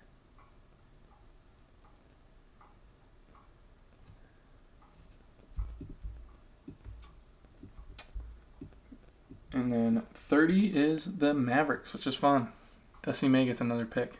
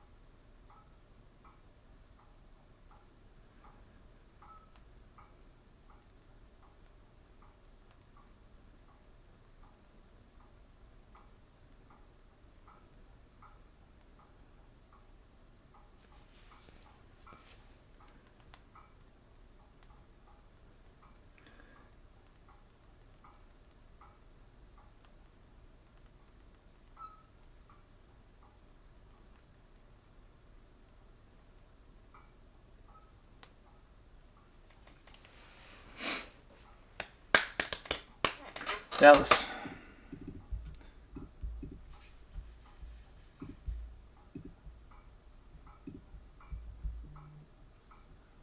Bum, bum. This is what I want. Boom to boom. Pick is in. And Adam Silver. Oh my God, Adam Silver went fast. It's a miracle, ladies and gentlemen. With the 30th and last pick of the night, the Dallas Mavericks will select. I'm not reading his lips. Cohabit. You know what? I don't hate it here. You take a guy with some extreme upside, extreme upside's a little bit of a stretch, but some athletic upside. Great body type and athleticism combination. He's a really versatile defender. He's a great finisher. He's a decent mid-range shooter. The problem with him is bad 3-point shooter. Little to no upside. Jumper's really disgusting. He's not technically sound defensively, even though he is versatile and he's very turnover prone. But he's a solid passer. He does some stuff that could be fun, and I mean it makes you have Morez Johnson, now you add Koa Pete. I think you're kind of building a fun, super athletic and fun and super athletic front court that can screen and do some stuff like that. But that will be it for me for tonight and probably for tomorrow. I don't know if I'm going to have – I don't think I'm going to do the second round, man. It's been a grind to get through today, and it was the first round. It's a 3-minute and 45-hour stream, or 3-hour and 45-minute stream. Like, that'll do it to you. So I really hope y'all enjoyed. I want to thank everyone, even if you aren't watching anymore, who stopped in and watched. And I hope y'all had a great time and got informed on some of the prospects in this year's draft. 6 likes, that's really good. So I appreciate y'all. Hopefully this stream gets up to, 100 views after